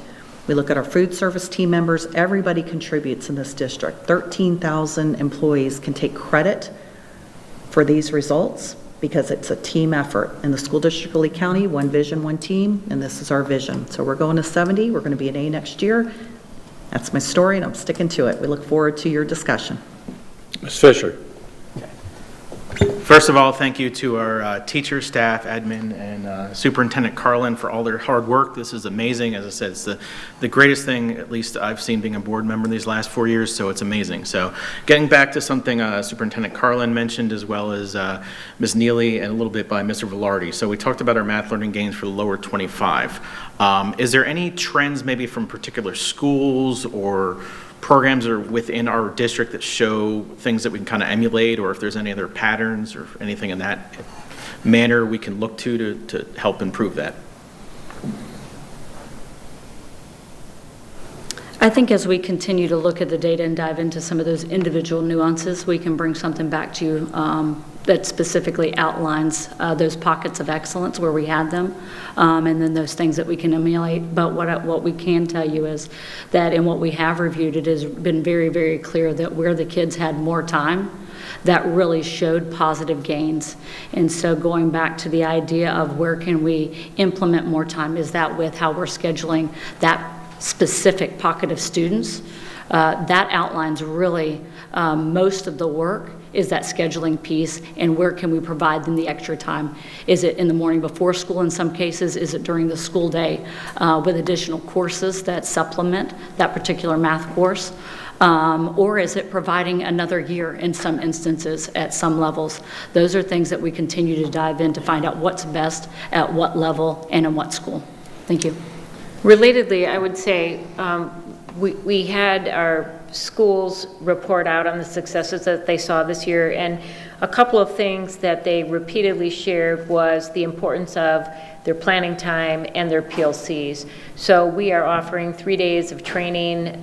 One of them kicks off this week to our principals to make sure that we're implementing professional learning communities across the district with fidelity, because that's where they're really going to look at the data about their students and then make their plan about how they'll shape their universal instruction as well as their interventions. So taking that cue from our schools who saw some of our greatest successes and their testimonial about those two pieces being critically important, our work is to strengthen that with our principals, and then our principals in turn strengthening their PLC teams with that. So that'll be a big focus of our work for the coming year. Okay. Thank you. I had one more question, Okay. Mr. Rule, if that's all right. Yeah, sure.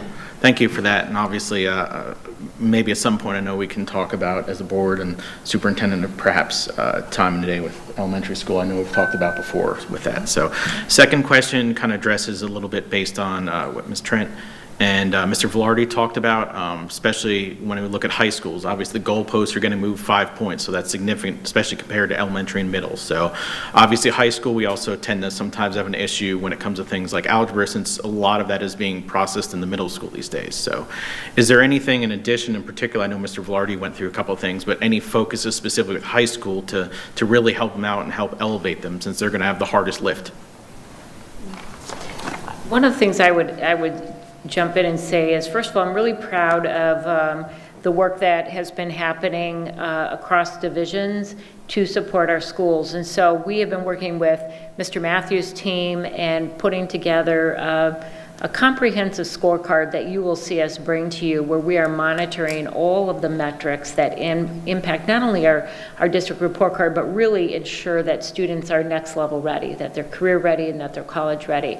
So we're doing a lot of work to back plan from that, and we're having a lot of conversations with our schools right now about scheduling students, not only the double block so that you have extra time that you heard about, but making sure that students have access through their schedule to the courses that they need to ensure that career and college readiness. So that's a big focus, and again, we'll be having conversation with our principals again tomorrow, but our team has been so busy reaching out to the schools right now to make sure that every school is best situated for making sure that students are scheduled into the right classes that they need.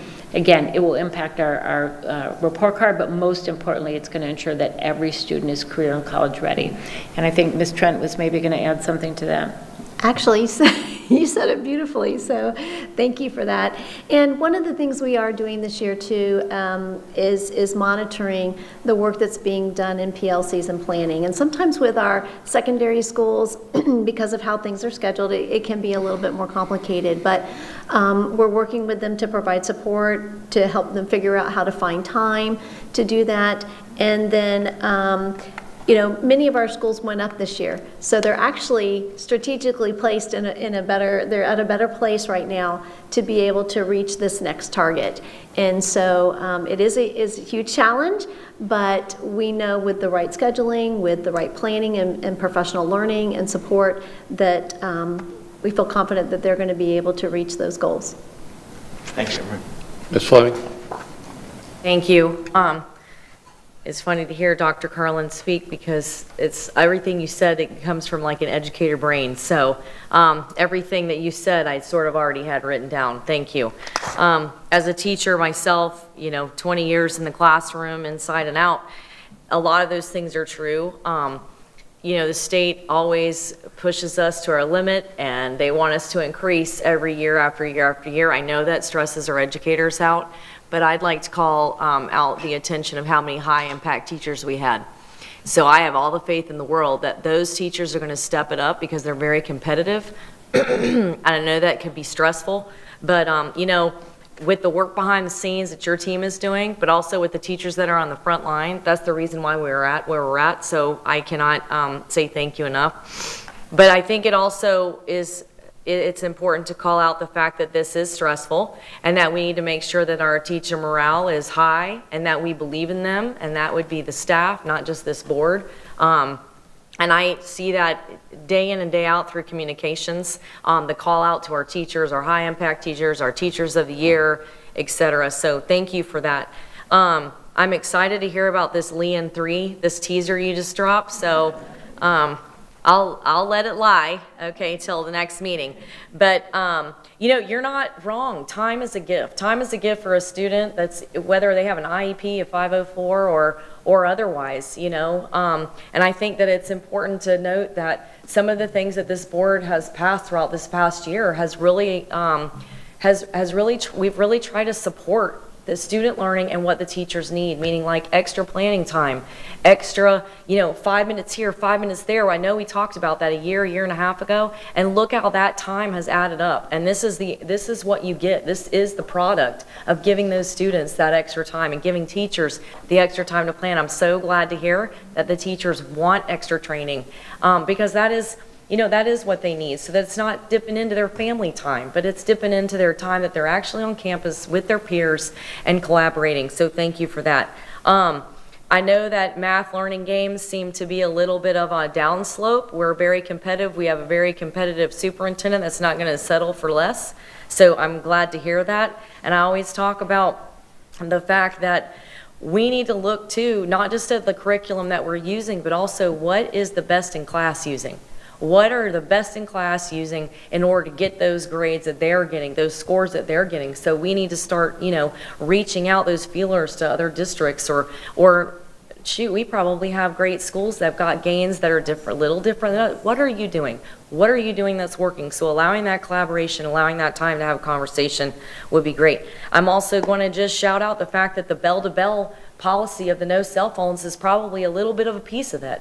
I mean, we've took out a major distraction to some of our middle school and high schoolers, and I think that it's played a part in it. So I just say kudos to this board for putting students first, and thank you all for the work behind this. I know that I would be excited to be a teacher in Lee County right now, because I know that with the four of you and Ms. Tim and our superintendent and this board, that they've got a lot of support behind them. So thank you, and I didn't want any of that to be remiss and lost, but I'm excited about Lean 3, and we'll ellipsis that till the next meeting. Thank you.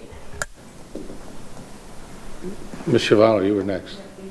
So yes, thank you for this. And I also wanted to call out too, just the amount of data and metrics and dashboards and things that are being created behind the scenes. I know those have been shared with us during our one-on-ones, and I'm always the why behind the what and the data, and I want to see the numbers, and you want to dig in, because you can't fix what you don't know. And I think it's important to also call out that a lot of those dashboards and pieces have been pushed out to our schools this year and to our principals this year to better equip them so they can really dial in their school, in their classrooms with their teachers, and really have a better pulse of actually what's happening with their students. So thank you to Savage for that. Thank you to the support for making that happen. And I think it may seem overwhelming at first because it's something new and it's another piece, but I think it helps them be more efficient and just work smarter, and being able to see and attack, maybe these low scoring areas, or maybe partnering with that teacher that's really doing well, and being able to have that conversation because you can see that. So I just want to draw kudos to that and say thank you, because I think it just helps give our teachers better support and understanding, our administrators, our district, just a better visibility in what's happening across the board. I personally like seeing them, like diving into all the pieces. I think it's great, but it just gives everyone a better view and a feel, and being able to see like this is working well, and I can see that it's improving here and where the opportunities are. So thank you for that, and thank you for all the hard work there. Okay, you have a follow-up? I do. I cannot, Sorry, keep it simple. I can't go without saying this because I was talking about time and the gift of time. Part of that gift of time is the fact that our students are arriving to school on time. They are getting time. So thank you to the department out in the bus loops and that entire department of transportation. You guys are all a part of what's going on in the classroom. So I just did not want that to fall short. So thank you for the seconds. I wasn't in the classroom teaching. I was on the tennis court teaching. But the one thing I found out was as students get their fundamentals down, they get better and better and better. And what I'm seeing here is the elementary schools scores are going up, especially like in reading and math, which means the middle schools are going to go up. And the middle schools are going up, which means the high schools are going to go up. It's the direction you're going. Would I like to go faster? Heck yes. But I learned even in teaching, the tennis that everybody has their own pace. I had students that learned much slower, but ended up playing at a much higher level than the ones who really peaked early. And so it's just very important to keep this trend moving forward of improvement. And I've seen that over the last, 4 years here. We really have, as a district, done very, very well at putting new things in, and especially using the data. That's to me is huge in the last 2 years particularly. So I'm all excited. Thank you. I have to say something now. Okay, Ms. Jordan. Sorry. I'm still going to go next, then Debbie Okay, after you. okay, Really. thanks. I just want to say I agree with everything that has been said here thus far, but I definitely do appreciate it. And then with the 18 schools, I'm not sure who they are, but and the support that will go out to the schools from the team, the support team. I'm not sure who is the support team that will be bringing support to the schools. Is that, when we're speaking about them, is that you all, or who is that that's going to be out there helping these schools? So we have a team that has moved from under academics to all moving under Ms. Stedman for next year. So I don't know if I remember the number of people that she has working with her, but I'm going to say it's about a dozen people that are working with her on that team. So we're taking the success that's happened in those transformation schools and we're expanding it. So it's going to be very, very concentrated into those 18 schools. That is not to say that the other schools are without support. Dr. Shaker still has a team that'll be based back here.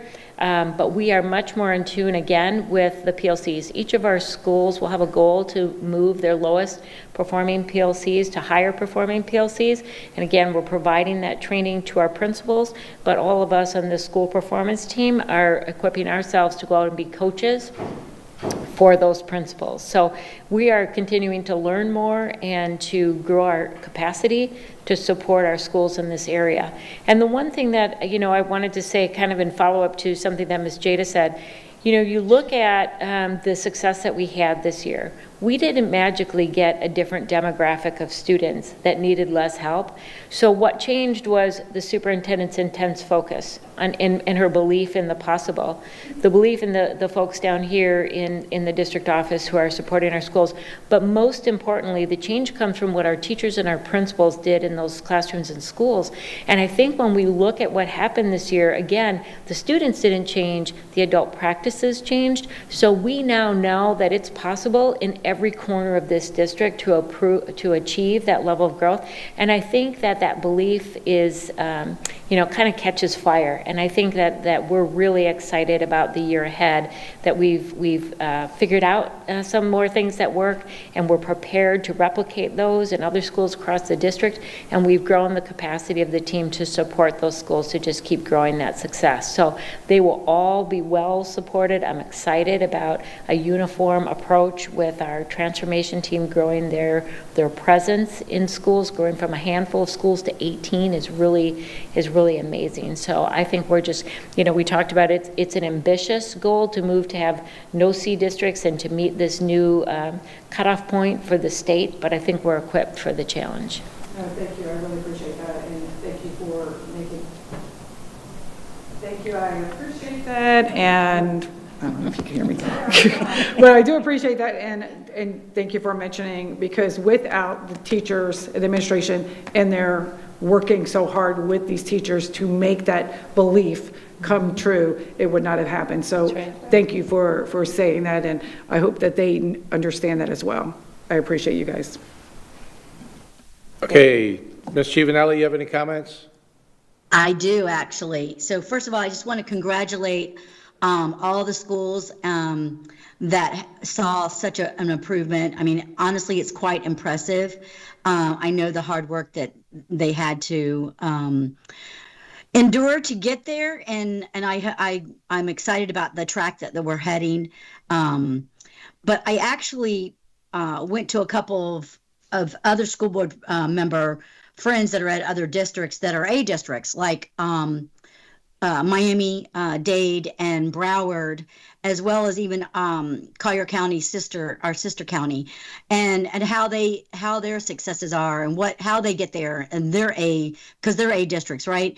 And they have a high minority educators, and that are in the classroom, because they felt that that's one of their major successes, and so that led me to wonder what is our minority teachers and staff, what is our count and where are they at in our zones? If I could get that information, that would help me understand kind of where we're going as well.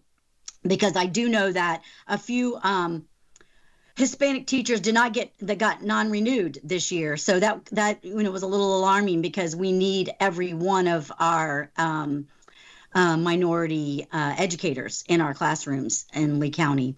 One of the other questions I had with this new escalator, I don't want to be a Debbie Downer, no offense, Ms. Jordan, but what would this district be with this new scale under the 63%? What would our grade would have been for Lee? Can someone answer that for me?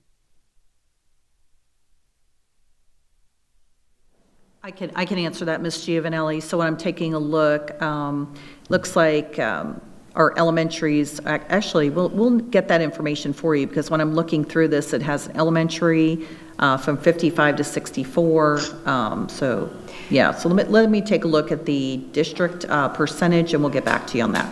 We actually had that prepared. Do you have it? Okay. Well, we have it prepared for an upcoming meeting. What is the number? What we wanted to celebrate was, what we accomplished this year was our focus. And then we were going to be transferring that information over to saying, okay, here's where we would be, and here's where we're headed. So, and how we're going to tackle that situation. So, but we can get it to you. Yeah, we'll provide that in the board update. Yeah. Absolutely. Thank you.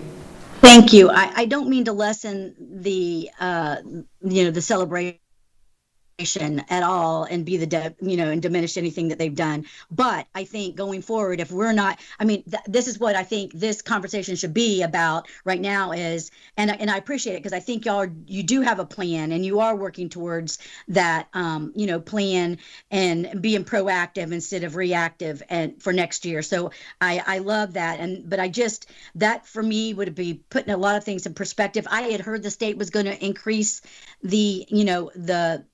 increase the grade, to get there to that grade level. And that really alarmed me, because I know how hard our staff is working and the district is working to get there. And then when you move the dial again, that just, makes it twice as hard. So I just want to make sure that the teachers have the support needed to keep this going and keep our stamina going.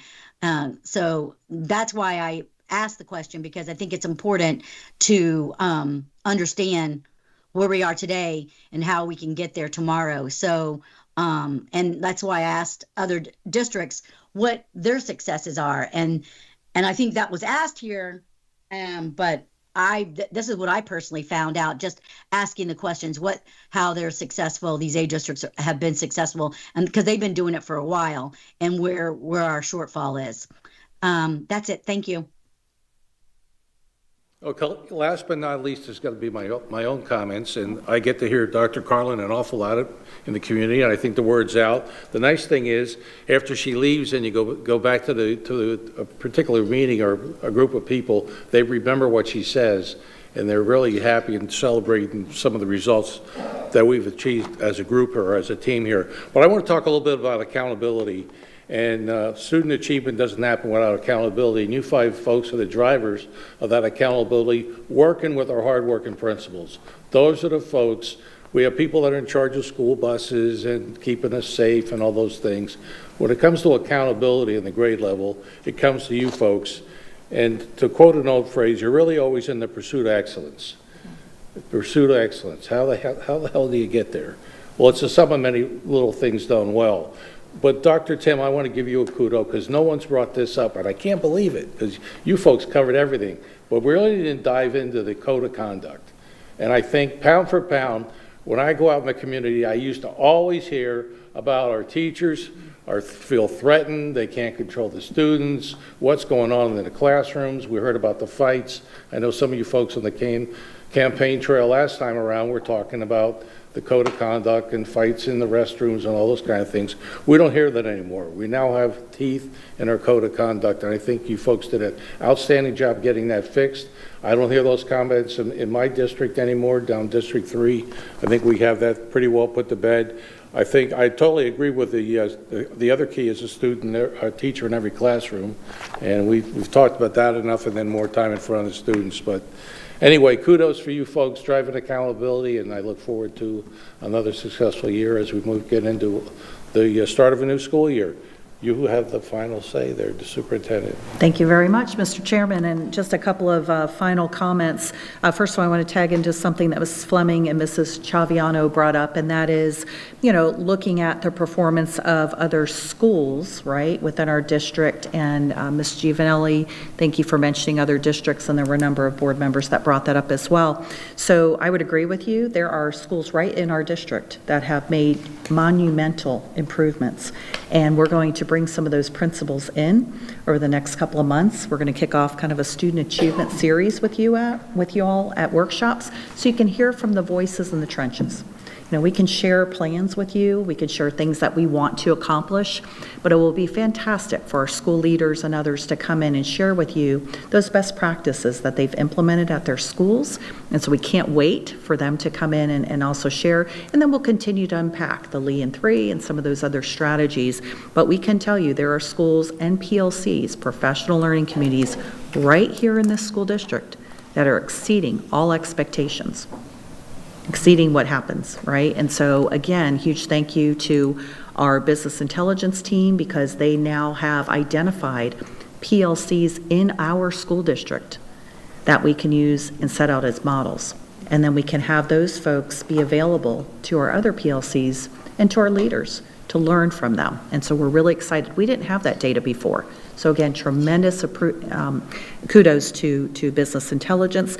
And I do want to also give a kudos to the board. Thank you for putting the teacher incentives into place, because I'm going to share with you, when I became superintendent, Mrs. Nader and I will always have a special moment together at a cabinet table. Most of the openings, the vacancies, were in the East region, which we understand our East region. We understand our students there. And to come in and watch the number of vacancies with no movement in the East region. Teachers that actually called me, who know me personally, and say, when is the district going to do something different? We can't keep teachers. We're giving up our planning period. We're doing this, we're doing that. We can't keep teachers. So tremendous kudos to you for stepping out as a school board, utilizing the law that was passed a number of years ago to go outside of collective bargaining and allow for us to provide incentives for our teachers who step up and do the more difficult work. And we know teaching across the board is difficult. There's no doubt about it. I was a teacher. I remember it. Ms. Fleming was a teacher. Ms. Galviano was in schools. So there are challenges beyond anything that we experienced. But we need to give you all the extreme appreciation you deserve, which is stepping outside of the traditional box, so to speak, and allowing us to do that. And because of that, our vacancies have dramatically decreased. And I just want to underscore that and just thank you for being innovative and thank you for going with us on that journey, because I can tell you The teachers out there in the East region and in the North region and other regions appreciate it because they had lost hope. But now they have hope. And so thank you for that. Just also want to, there was a comment made about Collier County, Miami-Dade, and others. So I certainly talk to those superintendents on a regular basis. Their transformation occurred over like an 8 to 10 year period, so it takes time. We're 20 months in, so we're a relatively new administration, so it might take a little more than 2 years under our belt, but I assure you, we are seeking out best practices in each and every nook and cranny of this district. We're finding them, we're highlighting them, and we're learning from them. So really excited about that work as well. And those are all my comments. Thank you very much. Thank you, great job. Moving right along, next we have the policy review by Attorney Robert Dodig. Good afternoon. That's a hard act to follow. So there are 3 policies that are identical involving resignations that we've added a sentence to, and 1 policy regarding adjunct instructor certification. This is the first reading of those policies, and if you have any comments, I'm here to address them. Board members, any comments? Okay. You done with that in record time? You will see these on the August 3rd regular meeting. Thank you. Okay, next we have the procurement process presented by Sarah Cox, Danielle Jensen, and Tracy Adams.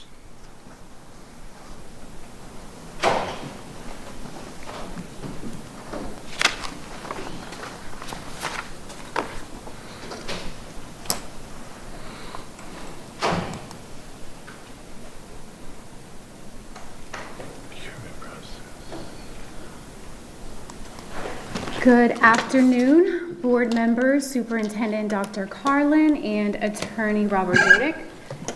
Today, I am joining some members of the Business Services team, Danielle Jensen, our Senior Director of Business Services, and Tracy Adams, our Assistant Director of Procurement. Today, they're going to talk to you about our procurement processes, and even more so than that, they're not just processes. We want to make sure that you have a deep understanding of why these processes exist.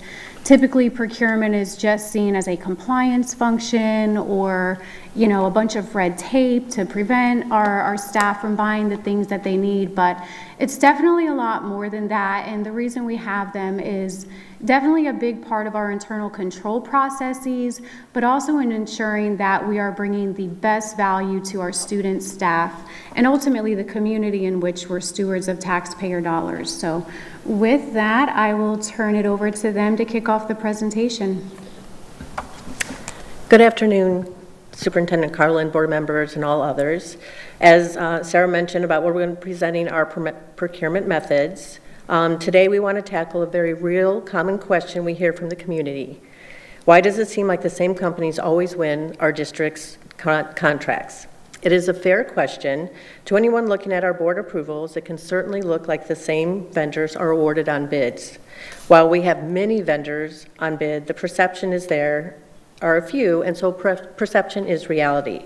To address these concerns head on, we are going to review our procurement process today so everyone can understand better the strict regulations we must follow to award vendors on a bid. So this is our dedicated procurement team who are trained to handle all the applicable regulations while providing customer service to the schools and the departments, as well as being good stewards of the taxpayers' dollars as we support our students' success. This is a large task that our team must face each and every day. So procurement's role is to ensure a completely fair, open, and competitively procurement process. We work to promote transparency, accountability, and the absolute best value for our public funds. Our goal is to directly support the daily operation and instructional needs of our students, our teachers, and our schools. There are 5 tiers of regulatory compliance that every solicitation and contract award must align seamlessly with. Federal regulations, whenever we use federal funds, Florida statutes, state board rules, Department of Education directives, and local school board policies. When the community asks why a certain company won a contract, the answer lies right here.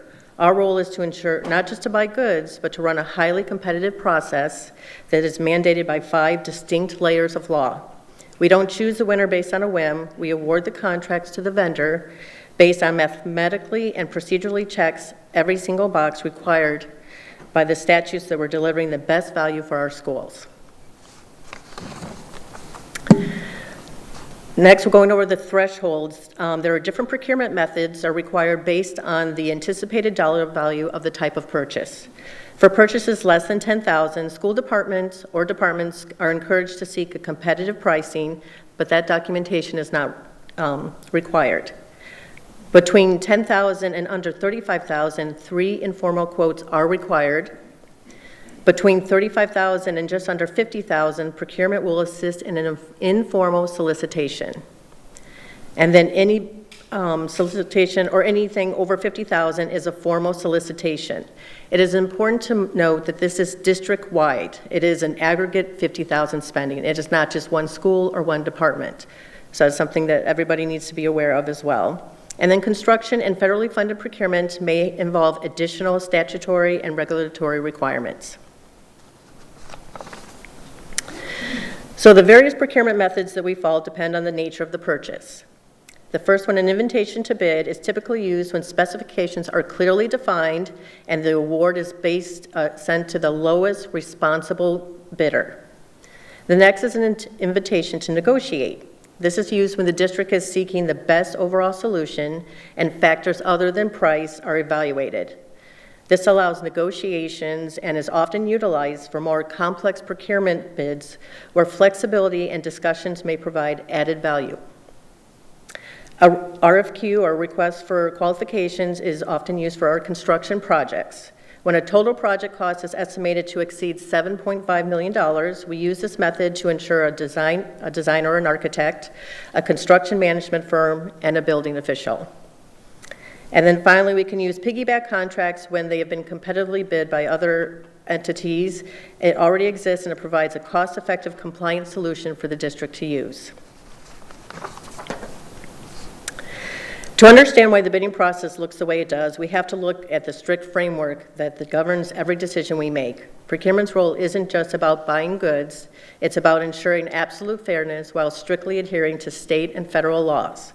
These include the Florida statutes, the state board rules, district board policies, and federal regulations whenever federal funds are involved.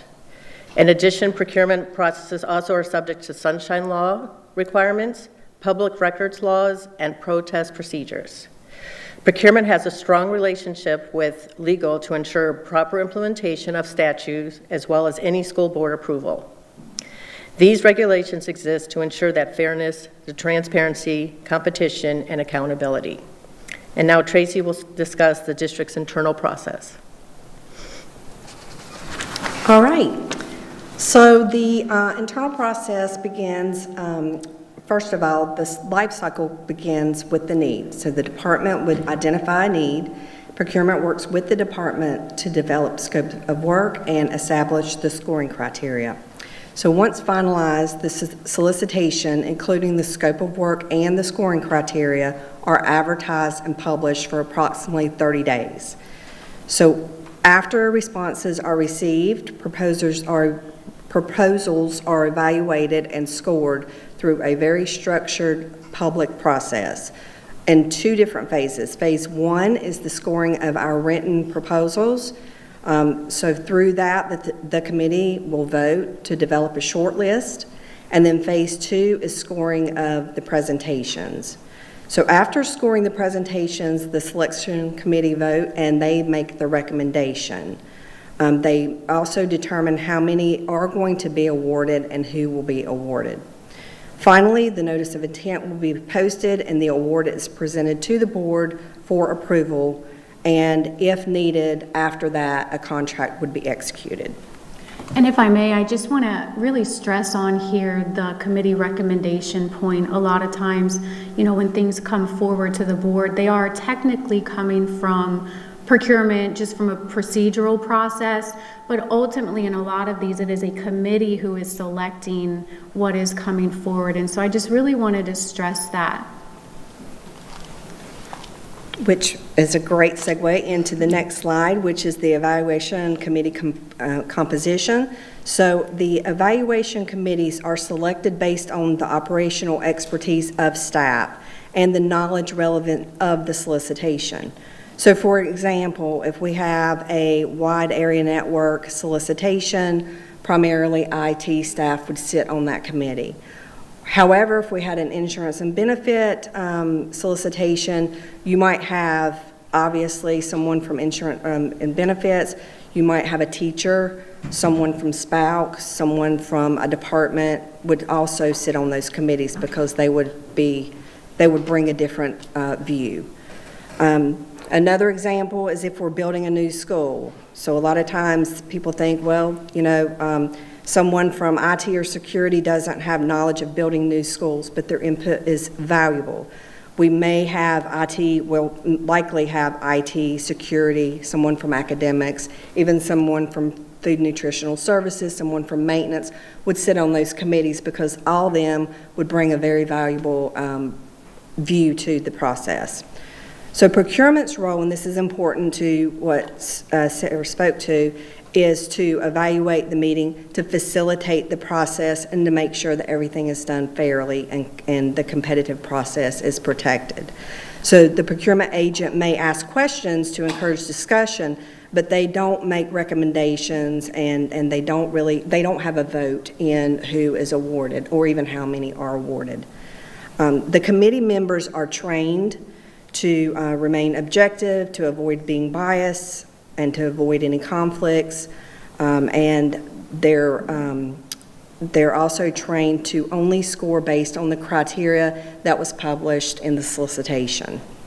During the cone of silence, it starts with the kickoff meeting all the way through board approval, committee members must keep information about the process confidential. They have to avoid discussing the process outside of a public meeting, and they have to treat the vendor process very fairly. So training, that is something that we spend a lot of time doing. If you think about all these solicitations that we have, even experienced committee members receive the same training over and over for each solicitation.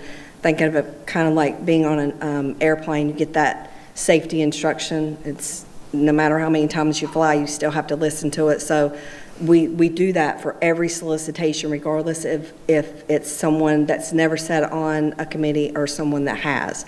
So we review those every time.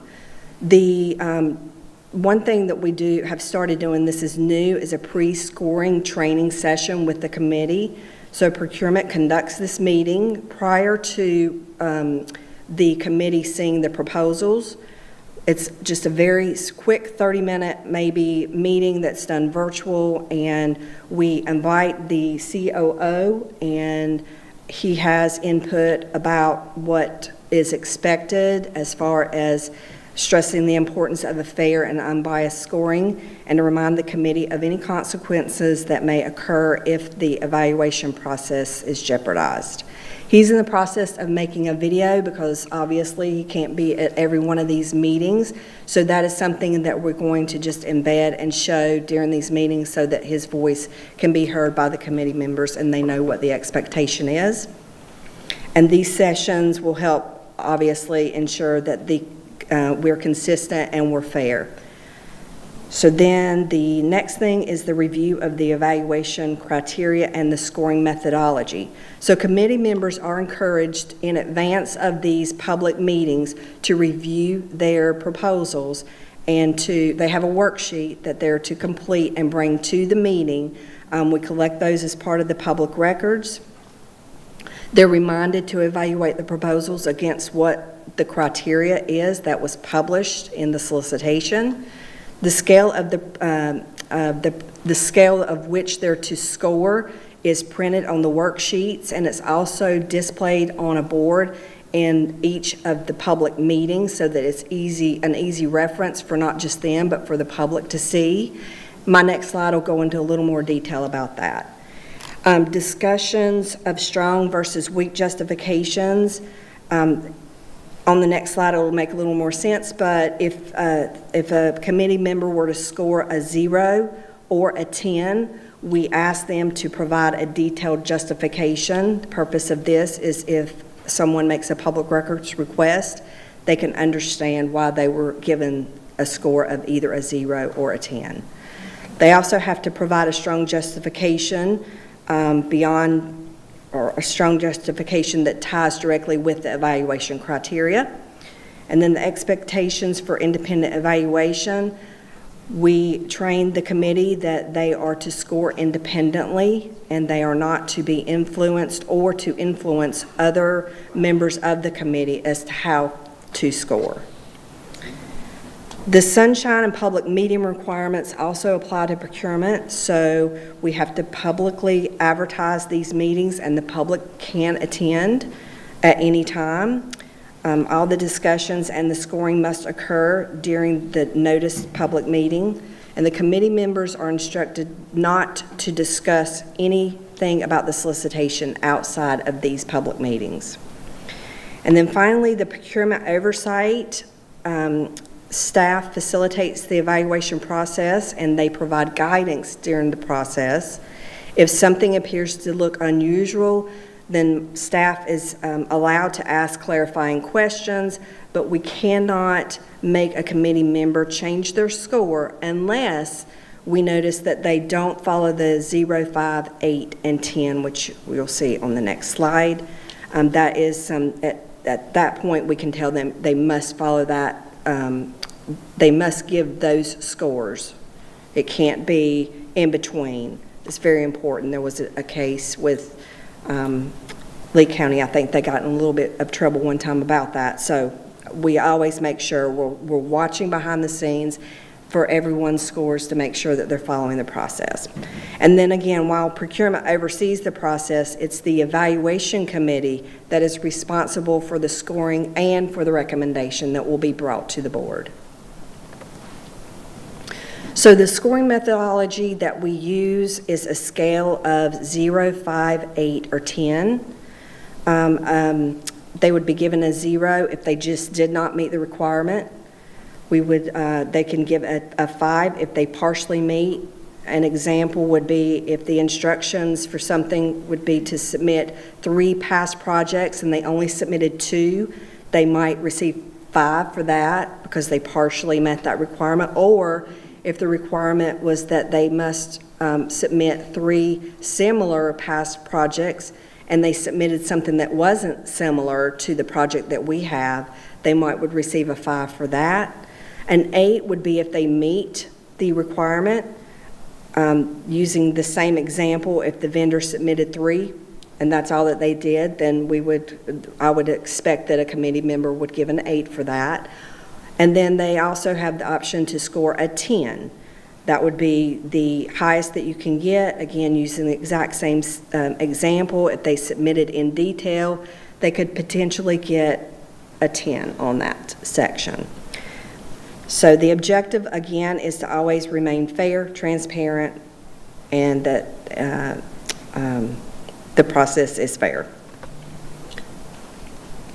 Okay. So all scoring meetings are open to the public and required to, as required by statute. It is common for proposers to attend the meetings. They can be in the meetings even when their proposals are being evaluated. During the public meeting, committee members are encouraged but not required to have discussions during these meetings. They can ask other members, for example, if they can't find something in a proposal, they can ask if someone else can point them to where they found information. But they cannot discuss how they plan to score, and again, they cannot encourage someone else of how they should score. Procurement's role, again, is to facilitate these meetings.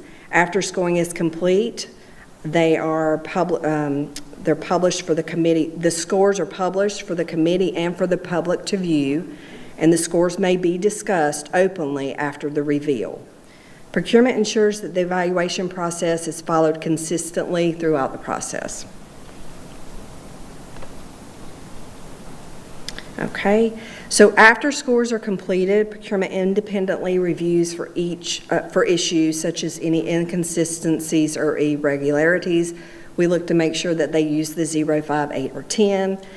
Scores are tabulated and standardized worksheets, and we use a program called Uniprocurement, used to be Bonfire, and that automatically calculates the scores to ensure that they're accurate and consistent. When appropriate, procurement again may ask clarifying questions during the meeting and after the meeting, and changes to scores are the decision of the committee members, not to procurement. So how we handle inaccuracies. So if we see scoring concern, or if we have scoring concerns or they're inaccurate, we may notify legal to ask for advice. We look at what the significance of the issue is, what the impact of the ranking would be. We make sure that we didn't jeopardize the integrity of the process, and then we look to see whether the issue can be corrected transparently.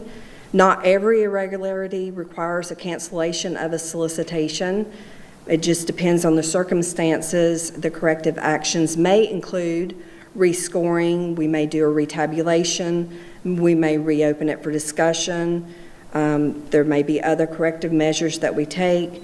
The district is, again, committed to a fair, transparent, and defensible procurement process. Cancellations and reissues. In certain situations, cancellation and reissuance of a solicitation may be the most appropriate course of action.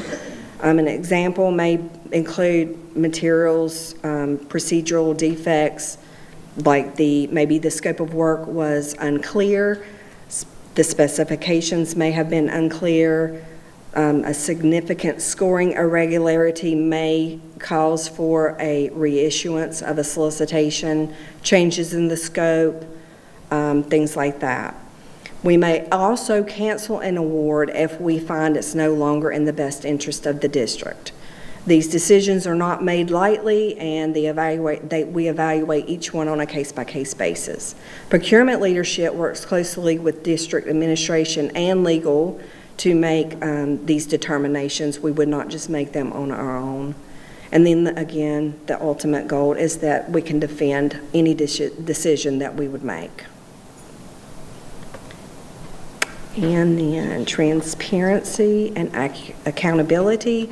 The district has numerous internal controls and oversight mechanisms that are already built into the procurement process. That includes our solicitation templates, legal review, procurement checkpoints, public postings requirements. We make sure that we do all those. We retain all of our documents for any public records request, and we probably have the most public records requests in the district. Maybe some would argue that, but I feel like we have a lot. And we encourage those. We want to encourage people to make those requests. Procurement activities are also subject to audits and public scrutiny. Protest procedures provide vendors with an opportunity to challenge procurement decisions through a formal process, and these controls help ensure transparency and accountability and compliance. Continuous improvement is something that we're always working on. We're committed to continuously improve the process by our training. Recent enhancement, again, was to strengthen the evaluator training with the pre-scoring collaboration meeting that we have with operations, and I think that has already been proven to be successful. I can really even tell the consistency now in the scoring.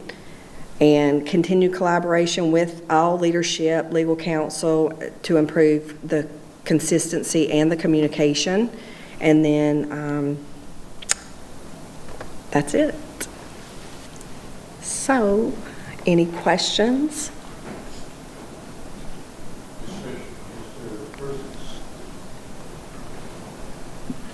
Having been involved in one of these, I got to be on the procurement committee for the board auditor. And we did all this with Bonfire, and it was all scored exactly how they presented it to us. And I know I had people from the audit committee on there with me, and may have been someone from finance, I can't remember exactly all, because it was 3 years ago. But it was a process, and we had 3 vendors, and they all did excellent presentations and hung around to see what the scores were. And so it's a very open and very good procedure for those type things. Thank you. So, thank you.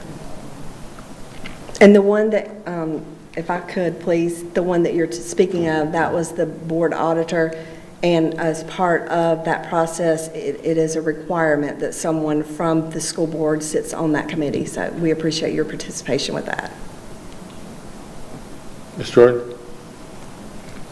I really appreciate this whole presentation, because I know that, and we spoke about it because we've already had our, like, you came and did a one-on-one, which I truly appreciate that as well for a better understanding. Because when you are out there in the community and you are speaking to vendors, it does cost them money to participate in these presentations when it comes to, not to us, but what they have to put into for themselves.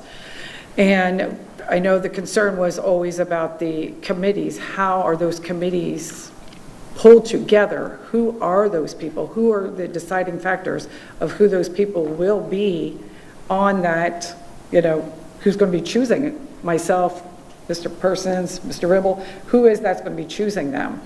And is it my aunt, my best friend? It's like, who are those people? So I think, trying to do clarification of that, I think is really, really important, because it is, as you said, and I do believe you probably are the one who gets the most public records requests because of that reason. Right. They want to make sure that we are doing things above board. Sure. So I just really want to thank you for that. Thank you. Ms. Giovanna? So thank you, because I know I was one of the board members that actually requested it a few months back when we had the conversation, and being one of, I'd say the newest, and kind of getting familiar with the process and not really understanding or partaking, I appreciated it, and also, of course, the one-on-ones with the different questions. But I think you hit the nail on the head with the perception, and that perception being reality, and kind of understanding that process. So I was just happy to kind of see and understand that obviously our vendors know it is public. Anyone can attend. You can be a part of it and see that information. I will second and third that it is probably the most public records request, so good for y'all. But thank you, right? So I think, again, it's the perception isn't always truly based on what the reality is. There's a lot more that goes into the process. And I think, to Ms. Jordan's point of who sits in it, and I think you guys clarified, it's I would say the chiefs of each department that kind of select their people. And I was like, oh, okay, that's cool. I'm like, I don't know how that kind of round robins it, but that makes sense, right? Every department kind of picks their person, and that's kind of how they get pulled in. Because I know I had specific questions of like, how do they get in there, and how does that happen? And that is time away that they're getting pulled in to do this one piece, to take part in this process that is outside of their day-to-day job description. So it is important to make sure, like you said, they are getting that airport training every time they're coming in, regardless of how many times they've done it, because it is important, and we want to make sure that it is fair, because also to that point, that is time, that is money that our vendors are taking to participate, to partner with the district to provide our projects and to meet, fulfill our requirements. So of course we welcome that, and we thank you for doing that. But I think it's important to understand this is not just a very simple cut and dry process. There's a lot of steps and pieces in compliance that are part of those steps for this to happen. So I appreciate you guys getting this done. Superintendent, thank you. I know you weren't here when I originally requested it, to get these one-on-ones to happen before the school year started. So thank you for that. You guys answered all my questions when I had them, so I told you I wouldn't give you any trick ones. So I'm good at my end, so thank you. Thank you. Fleming? Yes, so a couple questions about the process to put the committees together. I know that you broke it down on how that all happens, but is there a point in time where we say, we're going to open this up to someone else? Someone is consistently serving on the same committees over and over again, like they're part of the process over and over again. I can see from public perception that could start to become tainting the waters a little bit. So, and that's those are the questions I get mostly. And you've got, I did request the information on seeing the committee and how many times somebody has served over and over again. So I don't know if I can give you a few minutes to talk about that. So I will say that there's not a lot of people that we can pick. I'm trying to think of how to say that. I don't select the committees. Typically, it would be depending on what it is. If it's a request for qualifications, like a large construction project, the chiefs can do that. They can designate someone to do that. If it's an ITN or something like that, then they can designate like the maintenance director can do that assignment. I have told people that they can't sit on committees before. I've told them that they can no longer participate. I've done that 3 times since I've been with the district. It's not easy, it's not comfortable, but when you see something, you have to do something. So I have taken care of things like that. But as far as who selects them or too many people are sitting on the same committees, again, it has to be a certain level of position that sits on the committees. So it's really up to the departments. And they do try to, do you want to add? Oh, I just kind of want to add too that we also look for subject matter experts. So, for example, we recently did 4 HVAC projects back to back to back. So we're going to want our HVAC experts on that. So you may see a repeat, and we don't often do like 4 HVAC at the same time. So that can give the perception of we have the same people, but we want to make sure you don't want the plumber to be the specialty on HVAC or vice versa. So I do know that was one of the most recent things we ran into is having 4 back to back. So that can kind of become a perception issue, but we definitely do try to make sure, the chiefs look to having that variety. So it just depends on the particular project that may be going at a certain time. So that's something that too need to be considered as well. So thank you for bringing that up. And obviously we don't want an electrician sitting on something that's plumbing related. I completely understand we want the experts on the committee for whatever construction that's going on at the time. But I think that the biggest concern is certain people that aren't experts that are sitting on these committees over and over and over again. I've seen the list, so I can tell you that it has happened. But I just think that's something we just need to be very cautious of when we're putting those committees together and you see some like repeats. And we have so much value in this community that people could bring to a committee like a procurement committee. And we just maybe haven't tapped into all those resources by getting out and, like I've always said, the community wants to help. They just don't know what there is. They don't know what there isn't to know, right? So also the other thing, I know we talked a little bit about sunshine, cone of silence. Is there a procedure?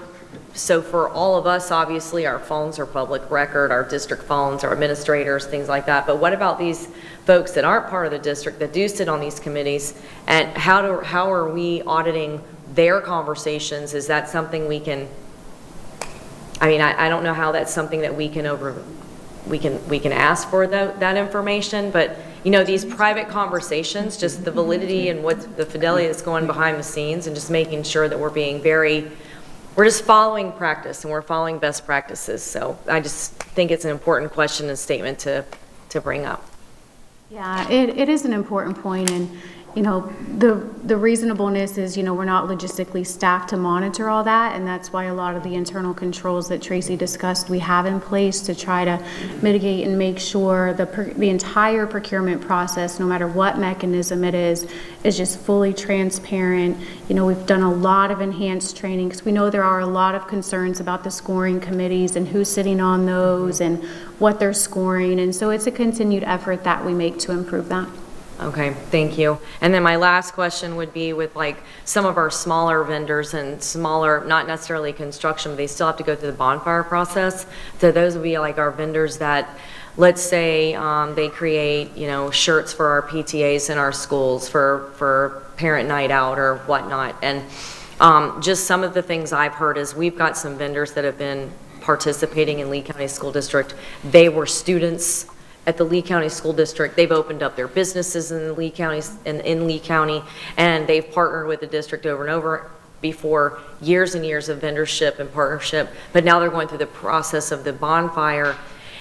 Is there a way, and this I guess is a direction to the superintendent, those people that maybe miss a deadline, or I guess I'm having a hard time understanding why it has to be so difficult for somebody just to, okay, you dropped the ball on this paperwork, can you get it in by the 30th of July so that we can get those, you know, those T-shirts to print, or whatever the material is, because we don't want to discount our small businesses, and we want them to definitely be in partnership with our schools. They've got their own children attending our schools, and I just think that we need to be, I don't know, maybe more of a VIP service, to pick the phone up and, hey, let me walk you through this, and you know, something like that, because we just don't want them to miss out on opportunities to partner with us, and that's all I have. We can take that back through the chair. We can take that back for feedback and discussion. Yeah, and I just want to share, because I know that has been a hot topic as we've looped in the school internal funds into our procurement process, which is what we are required to do. It is a very meaty process. Like, you already see how tedious it is. And then when you think about reaching out to all the schools, knowing who they're doing business with, making sure we're contacting them to engage in the procurement, and they have the resources to engage in a procurement. So that's just another thing we continue to work on. You know, we've talked about some potential solutions. They're not necessarily short-term solutions for those businesses, but wanting them to have our business too, because we know how much those local businesses support our schools, not just because our schools are buying shirts from them or they're providing shirts to our schools. They do a lot for our schools, and we want to pay them back too, and making sure that our local businesses also are receiving our business as well. And so that's something we continue to work on, how to engage with them. You know, we have small business efforts we could do, but it's also a delicate balance in the fact that once we have the timeline or we have a procurement issued, you know, not manipulating it to put ourselves in some kind of liability of a protest or things of that nature. But that's definitely something we've gotten loud and clear, not just from communications with you all, but from the community itself, and something we want to make better for them. Okay, any other comment? Ms. Fisher? Thank you. Thank you first for this presentation, the one-on-one. It was very interesting. Going back to a question I had in the one-on-one, and it's a very broad comment to everyone. How can we use this information and anything in the future of procurement to help show the public so they trust our process? I know we talked a little bit about the website, but just seeing, you know, if there's any other general things we can do with the public so they trust that. I mean, obviously, we encourage public records requests. If someone feels like they've gotten an unfair treatment by the process, we encourage them to make that public records request. Again, in the training, and when we collect the documents from the committee, it's detailed information that they can probably figure out why their competition won something versus that they didn't.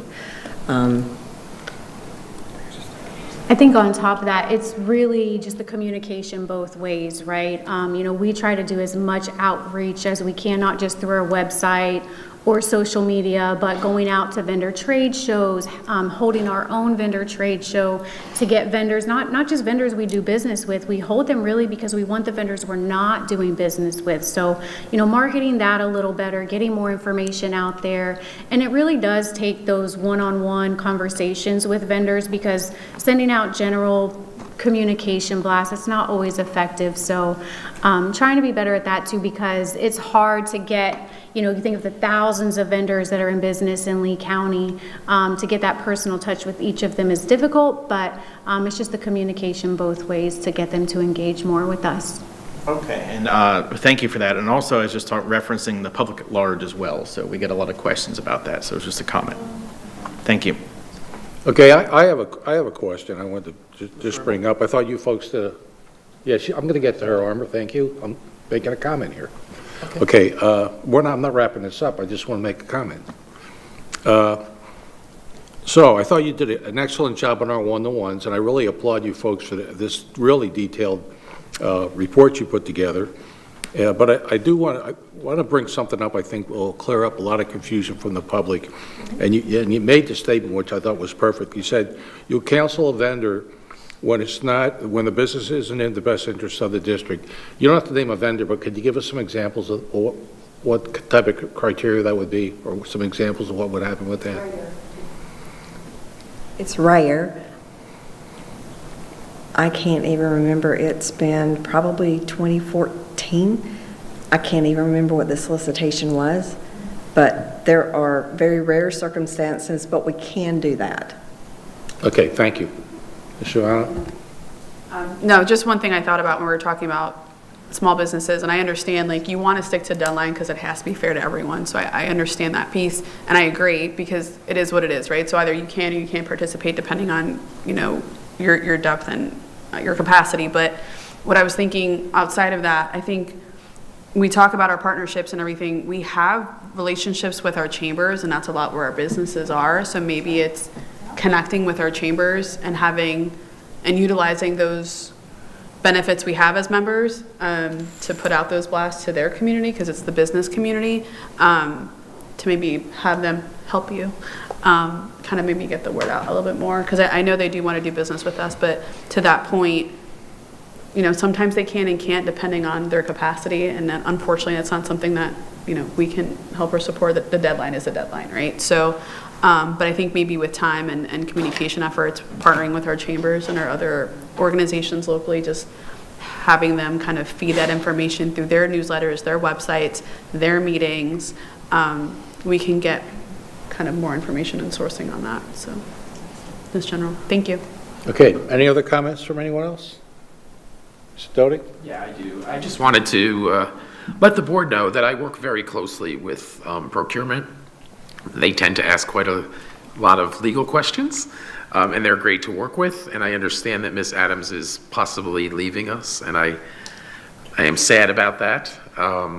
Maybe I shouldn't have said that publicly, but Tracy's been wonderful to work with. Really, the proof is in the pudding, and I know lawyers sometimes base things on how many times have we been sued or things like that, but frankly, the bid protests, I've been here almost 20 years, can count on one hand.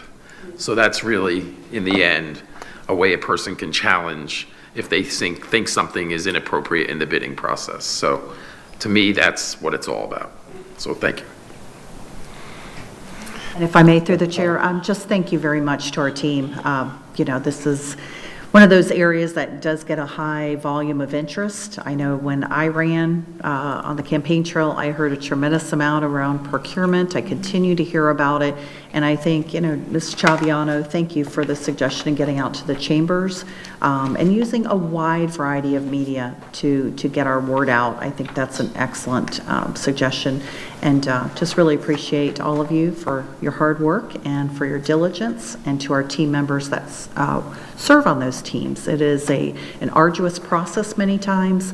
They have day jobs as well, and so they really do give of their time. It is part of our job, certainly. I have served on those committees in the past, so it certainly is a huge time commitment, and we just want to appreciate all of our team members that do serve on those committees, because it is a tremendous time commitment. So thank you. Thank you all. Okay, thank you very much. Okay, next we're going to hear from Food and Nutrition Services for 2026, the operational overview, presented by Tanya Casson, Candace Messenger, and Donald Neese.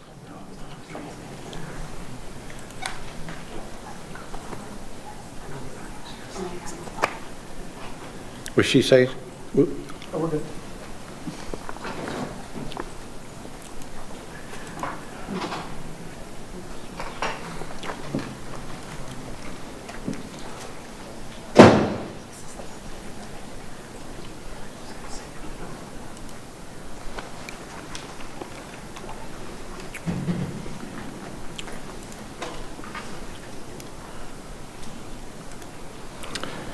Good afternoon, board members, Superintendent Carlin, and Board Attorney Dodig. I'm tongue-tied today, apparently. Before we get started, I just wanted to take a minute to share with you all how proud I am of the food service team. Over the summer, we fed an amazing number of children and families, and we have several exciting ideas that we're going to pilot and share with you this evening.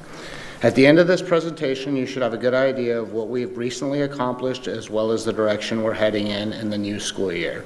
So with that said, I look forward to hearing your feedback at the conclusion of the presentation, but for now I'll turn it over to Ms. Casson, who's going to give you an overview of what we're trying to accomplish. Good afternoon. FNS operates across a massive footprint of 88 total facilities encompassing 82 kitchens, 5 charters, and 1 specialized learning center. This network is driven by a highly coordinated labor force of 837 food service professionals who manage strict safety guidelines every single day. As a community eligibility provision district, our mission ensures that all students receive high-quality nutrition at zero cost to their families, completely removing economic barriers to learning. We successfully served 10,836,413 total lunches, marking a solid 2% increase in student meal participation over the prior year. Student interest in our premium choices generated 979,127 in a la carte sales, representing a major 13% growth over the prior year. We finished 2 brand new school garden builds at Gateway High and Bonita High, leading to 27,500 plus pounds of fresh produce and 4,125 plus salads being served straight from school gardens to student trays. FNS actively supports 17 active school gardens utilizing a framework of student engagement and success to ensure long-term program health. We aggressively secure external financial support, such as Sprouts Farmer Market Grant, to direct fund our gardening infrastructure and student nutrition education. This program features STEM integration by connecting what students learn in their science curricula directly with the local produce items featured on the cafeteria menu.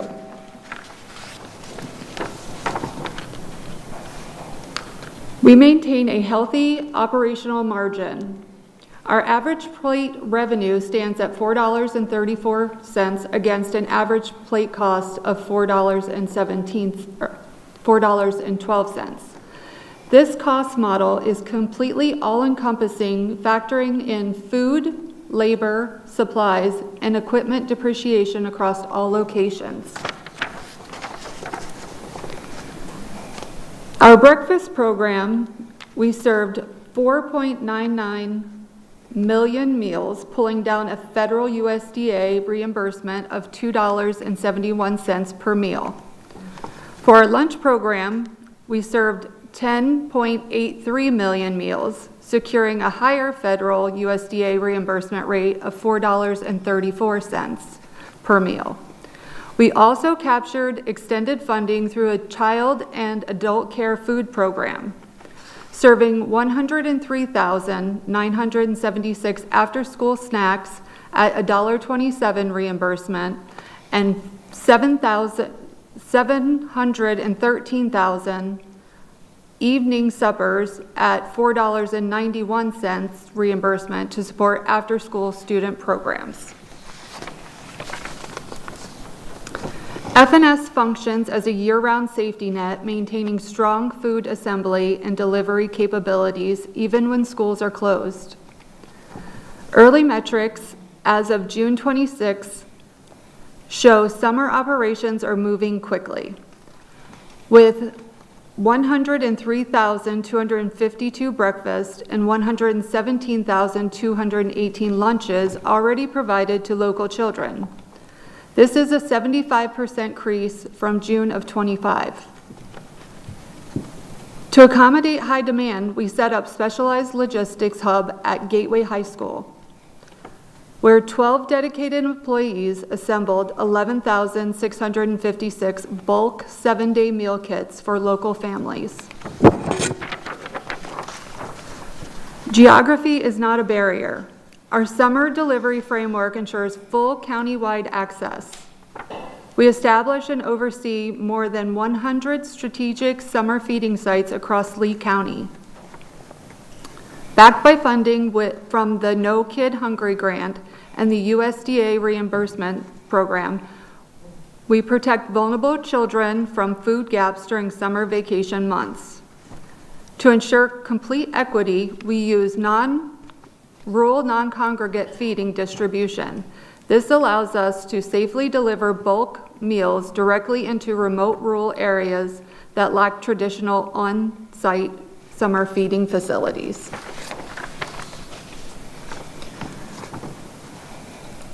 We are modernizing our menu design, moving toward cleaner labels and higher student satisfaction standards.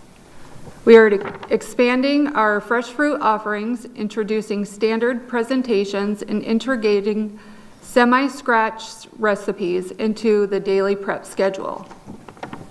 Some of the upgrades are we are transitioning to a premium all-white meat chicken patty that is completely soy-free and carries a no antibiotic ever designation. We have also introduced a better tasting student-tested beef patty, a premium fresh house-made pizza product line through our new Smart Mouth pizza pilot.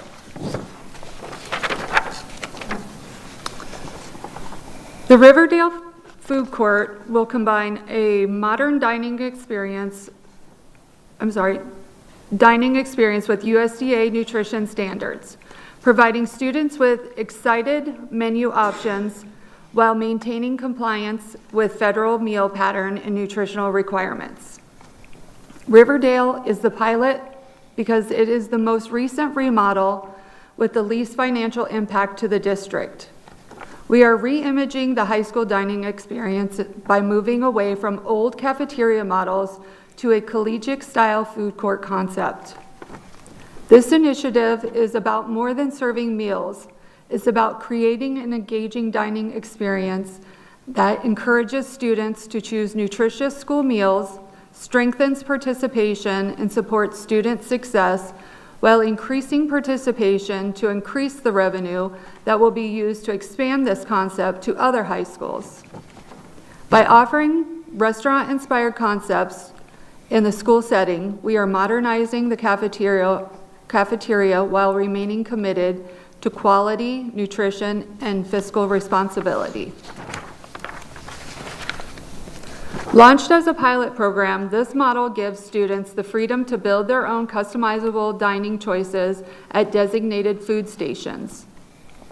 At Casa Fresca, students select a base of cilantro lime rice and/or black beans, add proteins like Cajun chicken bites or seasoned ground beef, and finish with fresh toppings like fajita vegetables, house-made pico de gallo, and corn salsa.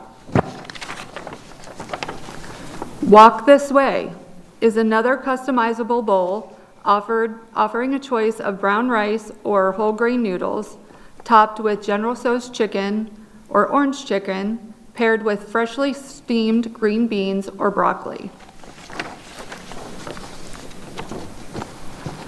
The food court layout features multiple high-speed service avenues to maximize transition volumes during busy lunch shifts. The ranch is a quick service station providing classic student favorites, including crispy and spicy chicken sandwiches, burgers, wings, tenders paired with warm biscuit, mashed potatoes, along with a side salad or other fresh produce. Daily Fresh grab-and-go lines feature premium prepackaged alternatives, including house-made salads, hot and cold sub sandwiches, protein boxes, fresh fruits, and yogurt parfaits with made-from-scratch baked granola. Flavor is our cafe concept, a trendy, dedicated beverage counter serving freshly brewed tea, lemonade, and coffee with premium flavored syrups to mirror commercial coffee shops.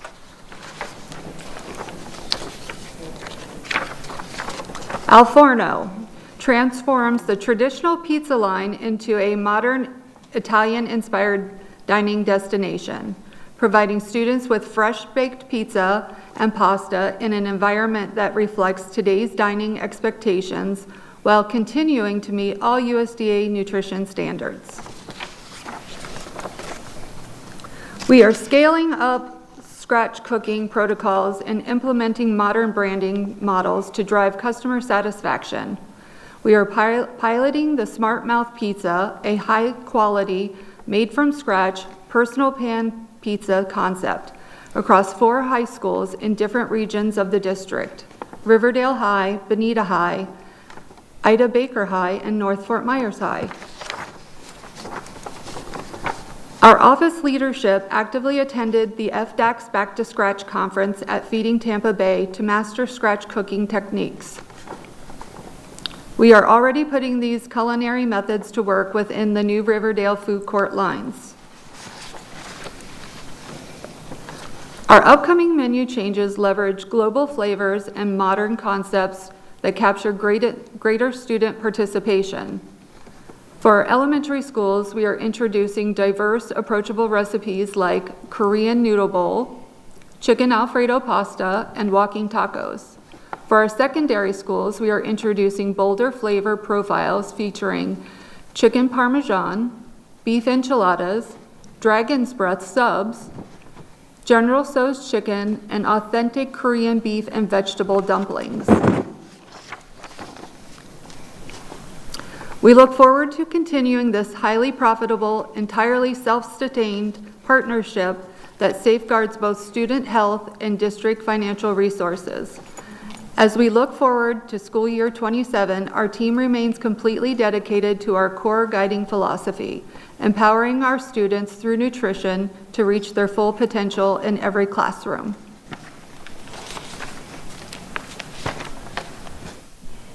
So with that said, obviously I think we accomplished quite a bit in the last school year, and we're planning to step it up even more in this school year to come. And of course, all of our endeavors may or may not be successful, and if they are, we're going to mass produce them throughout the district and other schools.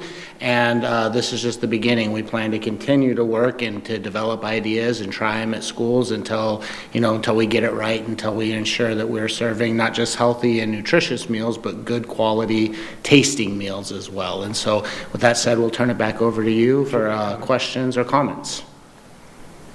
Thank you very much, and first of all, thank you to our team, Mr. Neese and team. Thank you very much for the presentation. I want to point out just a couple of things, or emphasize 75% increase from last year's summer meals. That tells us a lot about the need out there and our children, that need these meals, and I'm very proud of our team for providing and filling that need, so thank you.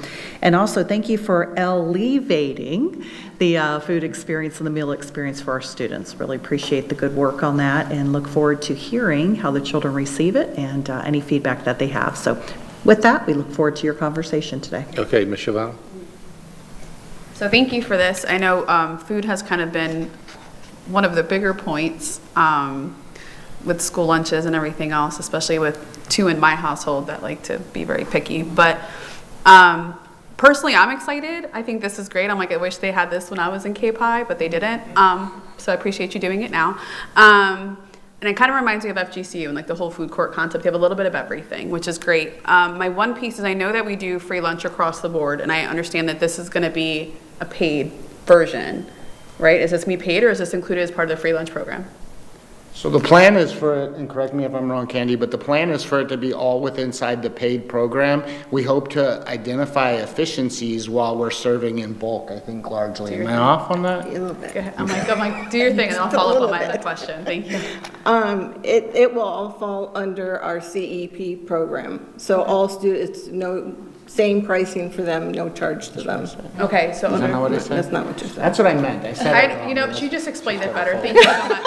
So I appreciate that. Thank you. And that's great to hear, because my thing was if it's additional cost, which I understand, obviously this is an upscaled lunch version. I was just wanted to make sure that we still had the free version for the households that could not afford to do that. So I'm happy to hear that they are going to get the variety. As a mom, I have a question. because I know how my kids do lunch at home and all of this. So these are gonna be manned stations, right? Like they're not coming, okay, because I was having like a slight stress on like the flavor and like, I was like, this is gonna be one big mess. I think this is great. I hope our parents and our families are excited about it. I have a child entering high school, not at one of these schools, so she's gonna be upset. But I know I'll get some feedback on this, so great job. I mean, we've really been championing the food aspect, so hopefully I can stop packing lunches every day. That would be awesome. But no, I think this is great, and if we will make this work. And once we make it work this year, then more of our high school, we're just gonna put it into the manifestation, like this is gonna be great, and it's gonna be well received and super excited, and we're gonna be able to roll this out to our schools on budget, in line with what we're already spending, and our kids will be happy and full. So I appreciate that. Thank you. Okay, Ms. Jordan? Thank you, Ms. Vanessa. They were some of my questions, because I'm looking at this and saying, whew, they're going to have a feast. Yeah. So my question is, so it is manned stations, and so I'm a student, I can go up to the Daily Fresh, and then I can get something off of that, then I'm done. I can't go there, then go to Frisco and have a burger, or go to the ranch and have a chicken sandwich. How do you control that? Our computer system will track who receives their first lunch, and if they choose to have a second lunch, that is a cost for them at $5.50. Oh, well, that's pretty good. So $5.50, I can get a burger and some toppings and everything that's across that? Yes, it would be a full meal. Everything on there. Mm-hmm. And then I can go have some coffee as well? Yeah, that's an additional charge. So the coffee and the teas are Yes. additional charges? Mm-hmm. Okay, so that is a cost. So Right. but those who did not have funds, they could not participate in that?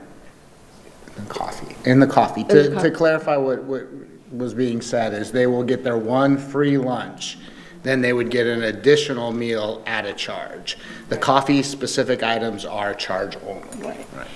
The flavor bar, unless it's a meal that's going to be there, is all the flavor. The drinks are an à la carte. Okay, so that's à la carte. And then the manning of all these stations, that takes extra people to man the buffet, if you will. So are those the same people that are in the kitchen who are preparing the meals, then they step from there and they step outside to start serving? Yes, as in any school, the staff that prepares the meals are also the ones serving.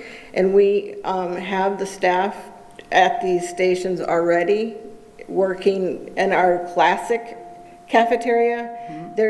We're stepping it up there. Okay, so we're not needing more because of all, I think the food courts are excellent. I love that.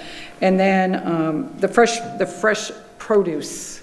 I want to give a shout out to Alicia Roy. I did see her come in, but because of the fresh produce and all the greens and everything that we have the ability to take to our schools from the gardens. So we will still be utilizing the gardens and taking those out to the schools? Yes. That are around for each garden? Yes. And then our partners for our grants, we're pretty secure on those for sustainability as far as the gardens are concerned? Are we? At this time, yes. We're looking at that too? Mm-hmm. Okay, I'm sure I'll have some more to ask you afterwards, but thank you. Okay, Ms. Fleming? Yes, so first of all, thank you for the summer meal point out, because that takes extra hands on deck during the summertime. So thank you for everybody that put energy into that, making sure our kids were, fed all summer and their families. I know we have lots of partners in the community that also provide meals, so we have a very generous community. I'm grateful for that. The slide 4 that talked about Sprouts, yes, that partnership has made such a difference, and with the efforts of Mrs. Roy and that team, and I serve as your liaison on the Health Advisory Committee where we get these updates. The fact that we're still seeing new gardens being built is awesome. I know that schools that don't have them want them, and I think there's a garden at every school just about at this point. I don't know how many more we have left, so maybe Ms. Roy can give me an update on that, and I'll share it at the next, because it's been a while since we've had, our meeting. We didn't meet this summer. So that's great that these gardens are still being built. I was at another school this summer just looking at a summer school site, and they had somebody taking care of the garden over the summer, which is, I think, one of the biggest feats with the garden, because you're gone for 8 weeks and there's somebody that's responsible for these gardens throughout the year, but they are also on vacation. So thank you to those administrators that are putting people in place to make sure that, that stuff doesn't go to waste, because it was part of a grant. So that's important that we sustain those. Now, when it comes to the food court, I mean, I may be at Riverdale once a month, having lunch. Yeah. But I think it's great, a great concept. And you know what? It's really forward thinking, because these students are either going to be going to college, they're going to be going to tech school, they're going to be, going into the workforce or whatever their next step is. And this is kind of what it looks like. So I think that this is a great concept too, just to prepare them for the future. I definitely am glad to hear that the flavor bar isn't the free meal, because we don't want them using the free meal on coffee. Even though a lot of us up here, it's how we sustain our lives throughout the day. But this looks great, and I'm excited for other schools to be able to catch on to this. But and the work behind this, not just the manpower, but just the creativity behind the scenes that y'all have been working on, is not gone unnoticed. So thank you so much for providing this. The only thing I would say that, and I'm pushing us to always be better, but I'm not really knocking us. I'm just pushing us to be better. Is now that we've tackled this midday situation, something I really believe that you all have all the talent in the world to tackle the morning situation. Because as an elementary school, and really anybody, but our elementary school kids, they get there, and then I do still get pictures, unfortunately, of like honey buns, chocolate milk, and Fruit Loops. And, that's that sugar high, and then they fall off, and then by 11 o'clock, they've, dipped down again. And we always talk about brain food in the morning. So that's just something I would challenge us to do, that one slide you showed of the fruit. I think I said slide 9. I think I wrote it down. Like, to me, that's what breakfast should look like, with like maybe some oatmeal or some grains or some carbohydrate, like healthy carbs. But I think it's great. Anytime you go grocery shopping, I always tell people stay on the outside aisles. That's where all of the benefits are to your diet. You got the produce, the meat, the dairy, the cheese, everything on the outside aisles of the grocery store, and everything on the inside aisle is all of your processed food. So this looks like we were shopping on the outside aisle. So thank you so much.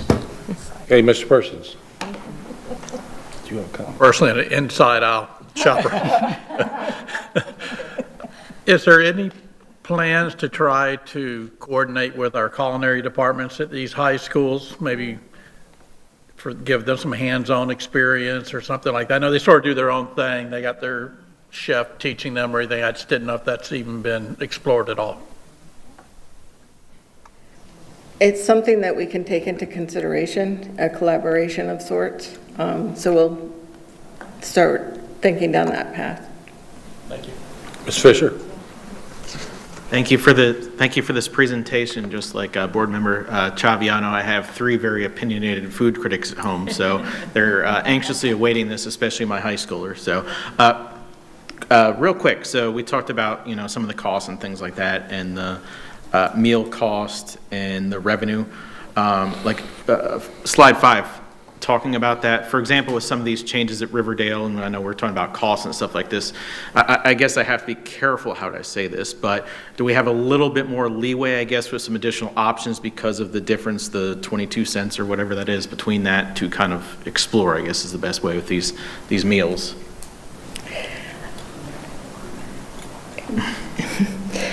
This is where we need to go to our legislators to get more reimbursements, because that's what we're tied to, is our reimbursements from USDA. Okay. So we have to stay within an operating budget with what little money that we receive. I just meant between the 412 and the 434, we have the 22 cents in between if we need to utilize it, is what I meant, so. I would say, really, I think what we're trying to do is throughout the course of the serving, we're not technically going to be serving any more food. We're just going to be serving a larger variety of food, and hopefully we're going to get trend analysis on what's being used and to be able to anticipate what the kids want and to be able to supply that. So it's not going to be any more or less food. It's just going to be specific quantities at those stations. I was just assuming maybe some of the options, maybe the food quality was higher. That's what I was looking at. I would say that we hope that as a whole it's received better, but I would say the food is coming from the same vendors, and ultimately our goal is to operate as efficiently as possible. Okay, the next one, I have two more, Mr. Ribble, if Okay, that's all right, Chair Ribble. The other thing is, looking at Riverdale, what about additional training? I know you kind of talked about that, but will that take a significant amount of training when this is implemented, let's say at Riverdale and eventually at these other schools, for staff with these stations? I think the plan is to look at it as a learning experience and to collect as much data as we can. And I believe, or actually I definitely received Ms. Chaviano's statement that we will make it successful, assuming we can make all the numbers right. You'd see it at all of the high schools and the junior highs, correct? Eventually. Awesome. And with that, what about a discussion or rollout with parents so they kind of understand some of these changes? So we're already talking with the communications team to do some type of rollout around Riverdale in this concept, and then as we went, of course, we would definitely want to do more parent involvement and child involvement, because I think the more awareness this gets, it's going to be better and better received. I think it's going to be a really, really positive thing. Okay. So I do think that that's an area we will need to focus in more when we're ready to expand. Awesome. Well, thank you for that. I have one last comment. Chairpersons and Superintendent Carlin, are you going to be putting together a field trip for us in January to Riverdale? We hope to do it sooner than that, that's for sure. Maybe even a sample year in the future, how about that? Ms. Giovanni, So is this starting like first day of school? January. The Riverdale pilot is going to start in second semester, so it'd be January. So based on the rollout in January, curious, and this is like where I kind of go back on like the data points. Are we gonna like survey our kids that first 90 days, or how are we gonna gauge like, hey, this is effective, this is working, our kids really love this station versus that station? Are we gonna have like some points to kind of come back to after those Yes, 90 we'll days? be collecting data as we are going through both with the staff and the students to see how we can improve any challenges that might come up. Ms. Giovanelli, you have any comments? I absolutely do. Thank you so much. So I'm excited to see this new opportunity for Riverdale. So my own alma mater. So I got a couple questions though, and one is so I think he answered it, but I just wanted to clarify. The food is still not scratch food. This is just what you've been doing. You just kind of displaying it differently and giving more options at one time. Am I correct? So I would say some of the concepts are semi-scratch. I would say it's not scratch, no, but we're mixing two or more items. We're not just buying it off of the shelf and serving it as it is. So it is definitely a step, a large step towards semi-scratch, but not scratch per se. Great, thank you. What is the cost for the coffees and teas? Because that didn't come out, so I'm just curious for those students that do not, the parents don't send money with them every day. What is that cost for the teas and coffee? We're continuing to work on all of the pricing right now. So this is what this first semester is us narrowing down everything and get our marketing campaign together to have that information available to students and parents. Okay, so and then where does the income go? Will it go back to Riverdale's budget, or does it go back to the food budget? Like not that I know you're not going to get rich on coffee and tea, but I'm just curious where that additional funds go to. Obviously to purchase the items, but then what? So all of the expenses, the food service budget is a self-contained budget, and so all of that would go back to it. And I will add, although I don't know what the prices for the coffee will be, I will stand here and commit to you that it'll be cheaper than Starbucks. Well, that's probably a little bit easy to, but so then now I'm going to ask some questions regarding the gardens. The gardens are 100% grant funded, I believe, and correct me if I'm wrong. And does the district doesn't contribute anything to this program? So how are we, and Ms. Jordan brought this up earlier, how are we going to sustain this program as well as the positions that it pays for? What is the plan?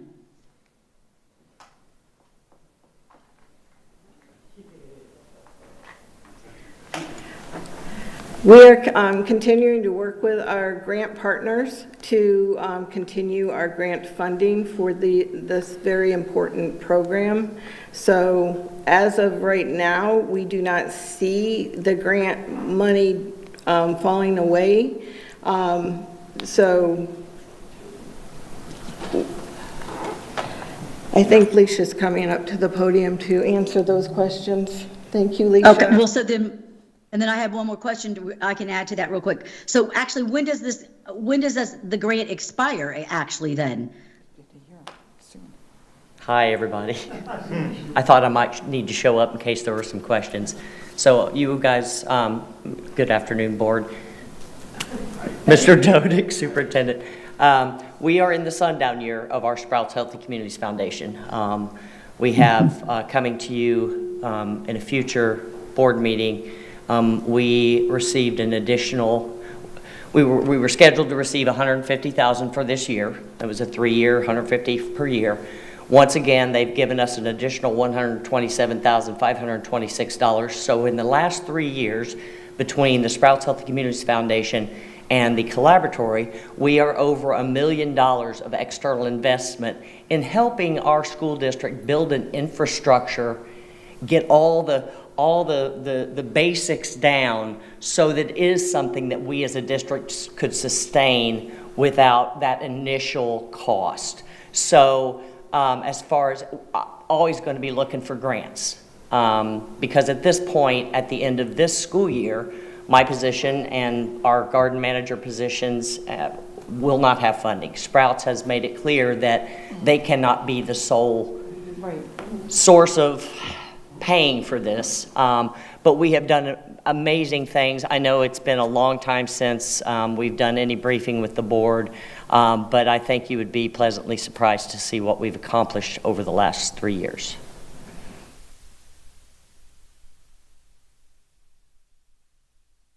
Okay, thank you. Thank you. Thank you, I'm good, thank you. Okay, any other comments? Okay, thank you very much. Excellent presentation. I'm looking forward to visiting several of your locations and trying this out. And Mr. Nish, you must have been in sales because that was a great selling point about competing with Starbucks. Okay, moving right along. We now have public comment. Attorney Doty, please address public comment. There's nobody signed up to speak Oh, today. wow. Unbelievable. Okay, next we'll have good of the order. Is there anybody that wants to speak in public comment? No. Okay, good. All right. Okay, next we have for the good of the order, Mr. Fisher. Thank you, Chair. Real quick, just committees.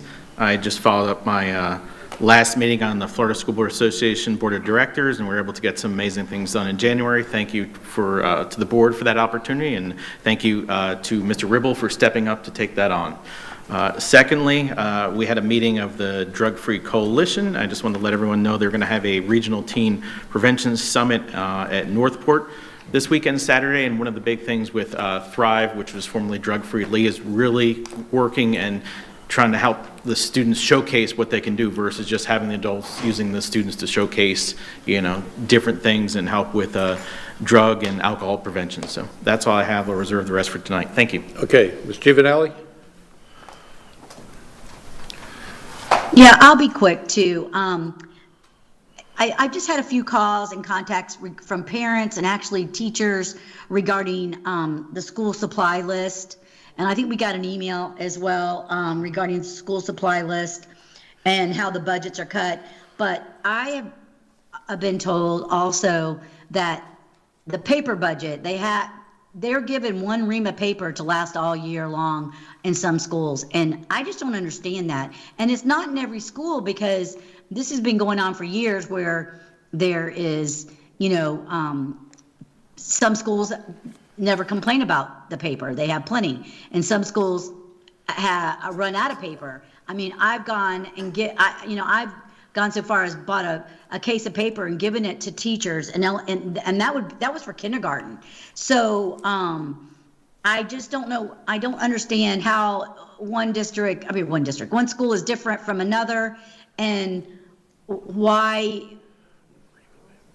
the difficulty this just stops teachers from being able to do their job and performing. And this is just one support that where they're not being supported in the classroom. So that is just alarming to me.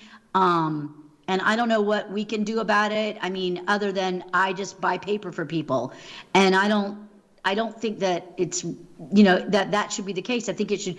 I don't know how some schools do it better than others. And that's what I would like to understand that better. I'm excited about the new school year, and my apologies for missing the meeting today, but I had already had a commitment from 2 years ago from my daughter to have a Mediterranean cruise, and her and my son-in-law. So I've got my grandkids, and I had promised them a trip to Georgia, so that's where we are. So I will look forward to the meeting this evening. Thank you. Okay, thank you. Ms. Jordan?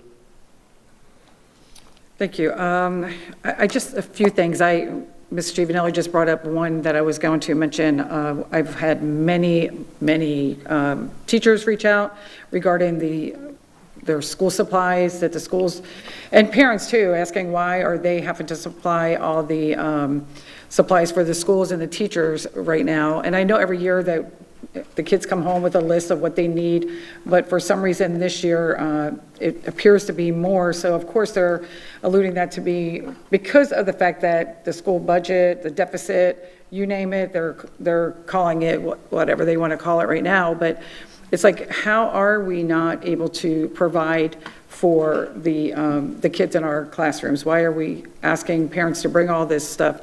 And I will tell you, there are 8 out of 84 teachers that had already submitted an Amazon wish list.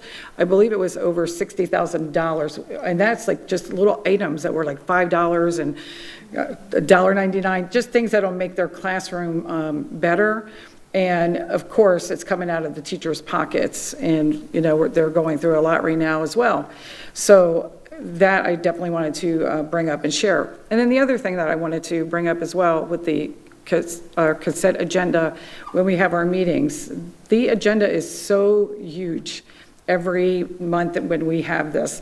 And going over, going through and trying to read, I sent 4 pages of questions regarding what we had in the agenda, because it's money, it's our budget, and that's what we are responsible for.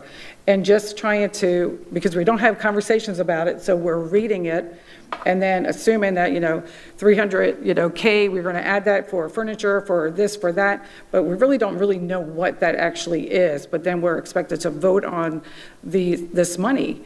And I really appreciate Ms. Matthews for, getting back and getting me the answers to that.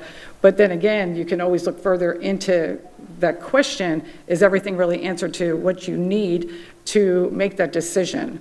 So I don't know what the answer is to that. I know I spent a week just going through the agenda and reading everything and trying to make sure that I am going to vote on the best way that I can. That's not going to affect our classrooms and our kids. But I just don't know what it is. And I know we have our weekly meetings with the superintendent. That hour of time is not, and I know we're allowed to call and say whatever, but that's just not enough time for to really be thorough and go through every single one of these every single thing that's on the agenda. And I just really wanted to share that because I find myself in this situation every month, really trying to make sure that we are, I'm doing my job and going through everything before making votes on it. And that's why sometimes I pull at the last minute, but that's because I need to make sure that I am voting on something that I understand. And thank you. Okay, thank you much. Mr. Persons? I'm going to hold mine till tonight. Fleming? Thank you. I have some comments later for this evening, but I will tell you that we met with ISOC once again.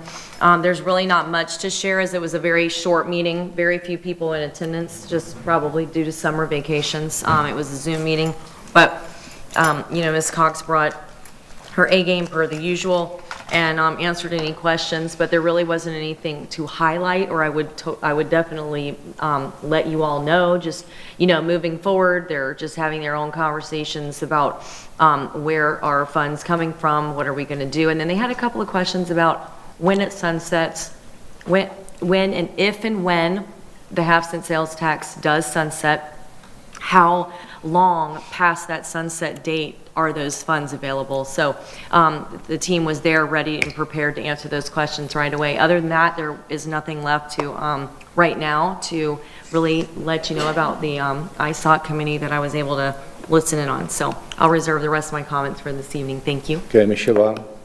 Yeah, so I think I'll leave a part of it for tonight, and I know one thing as a parent, I think in coming from the classroom, I have a double edge on those lists because as a parent, I'm like, I will buy you whatever you need for your classroom for the year. But as a teacher, I get it. So I know personally I have an extra supply closet in my hall closet from the supplies that they don't use for the rest of the year, and I pile them in there. And I pretty much recycle what they didn't use last year for this year. So that's what I do before I buy my list. But tax-free is happening. That happened on the 20th. And it's for the entire month. So that's for all of our supplies, all of our clothing. So I usually wait to do my shopping till then. So just wanted to share that. I know we put information out there for our families that are going to be doing all of this back to school shopping so they can save some dollars there. But outside of that, yeah, I'll leave for tonight. Thank you. Okay, Mr. Dodick? You're next, right? Yes. You're next. I have Mr. no comments until tonight. Oh, okay. All right. Just a couple. Mr. Persons kind of stole my joke, but the ice cream is on the outside aisle at my Publix, as you can tell. Is it?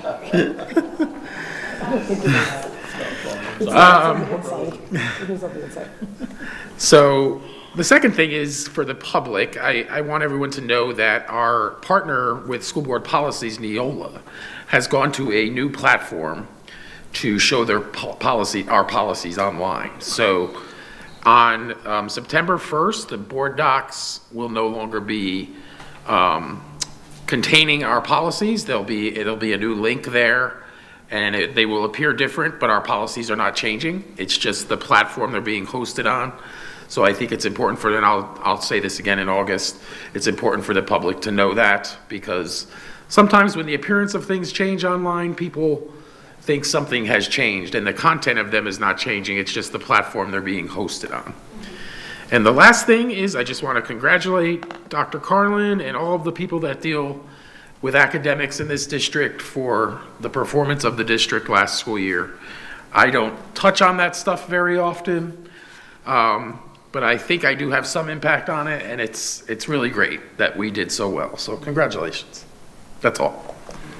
Okay, and Superintendent. I'll defer my comments to this evening. Thank you. How about that?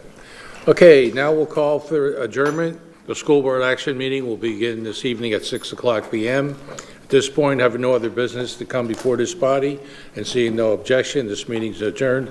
And the time now is 4:07. Thank you very much.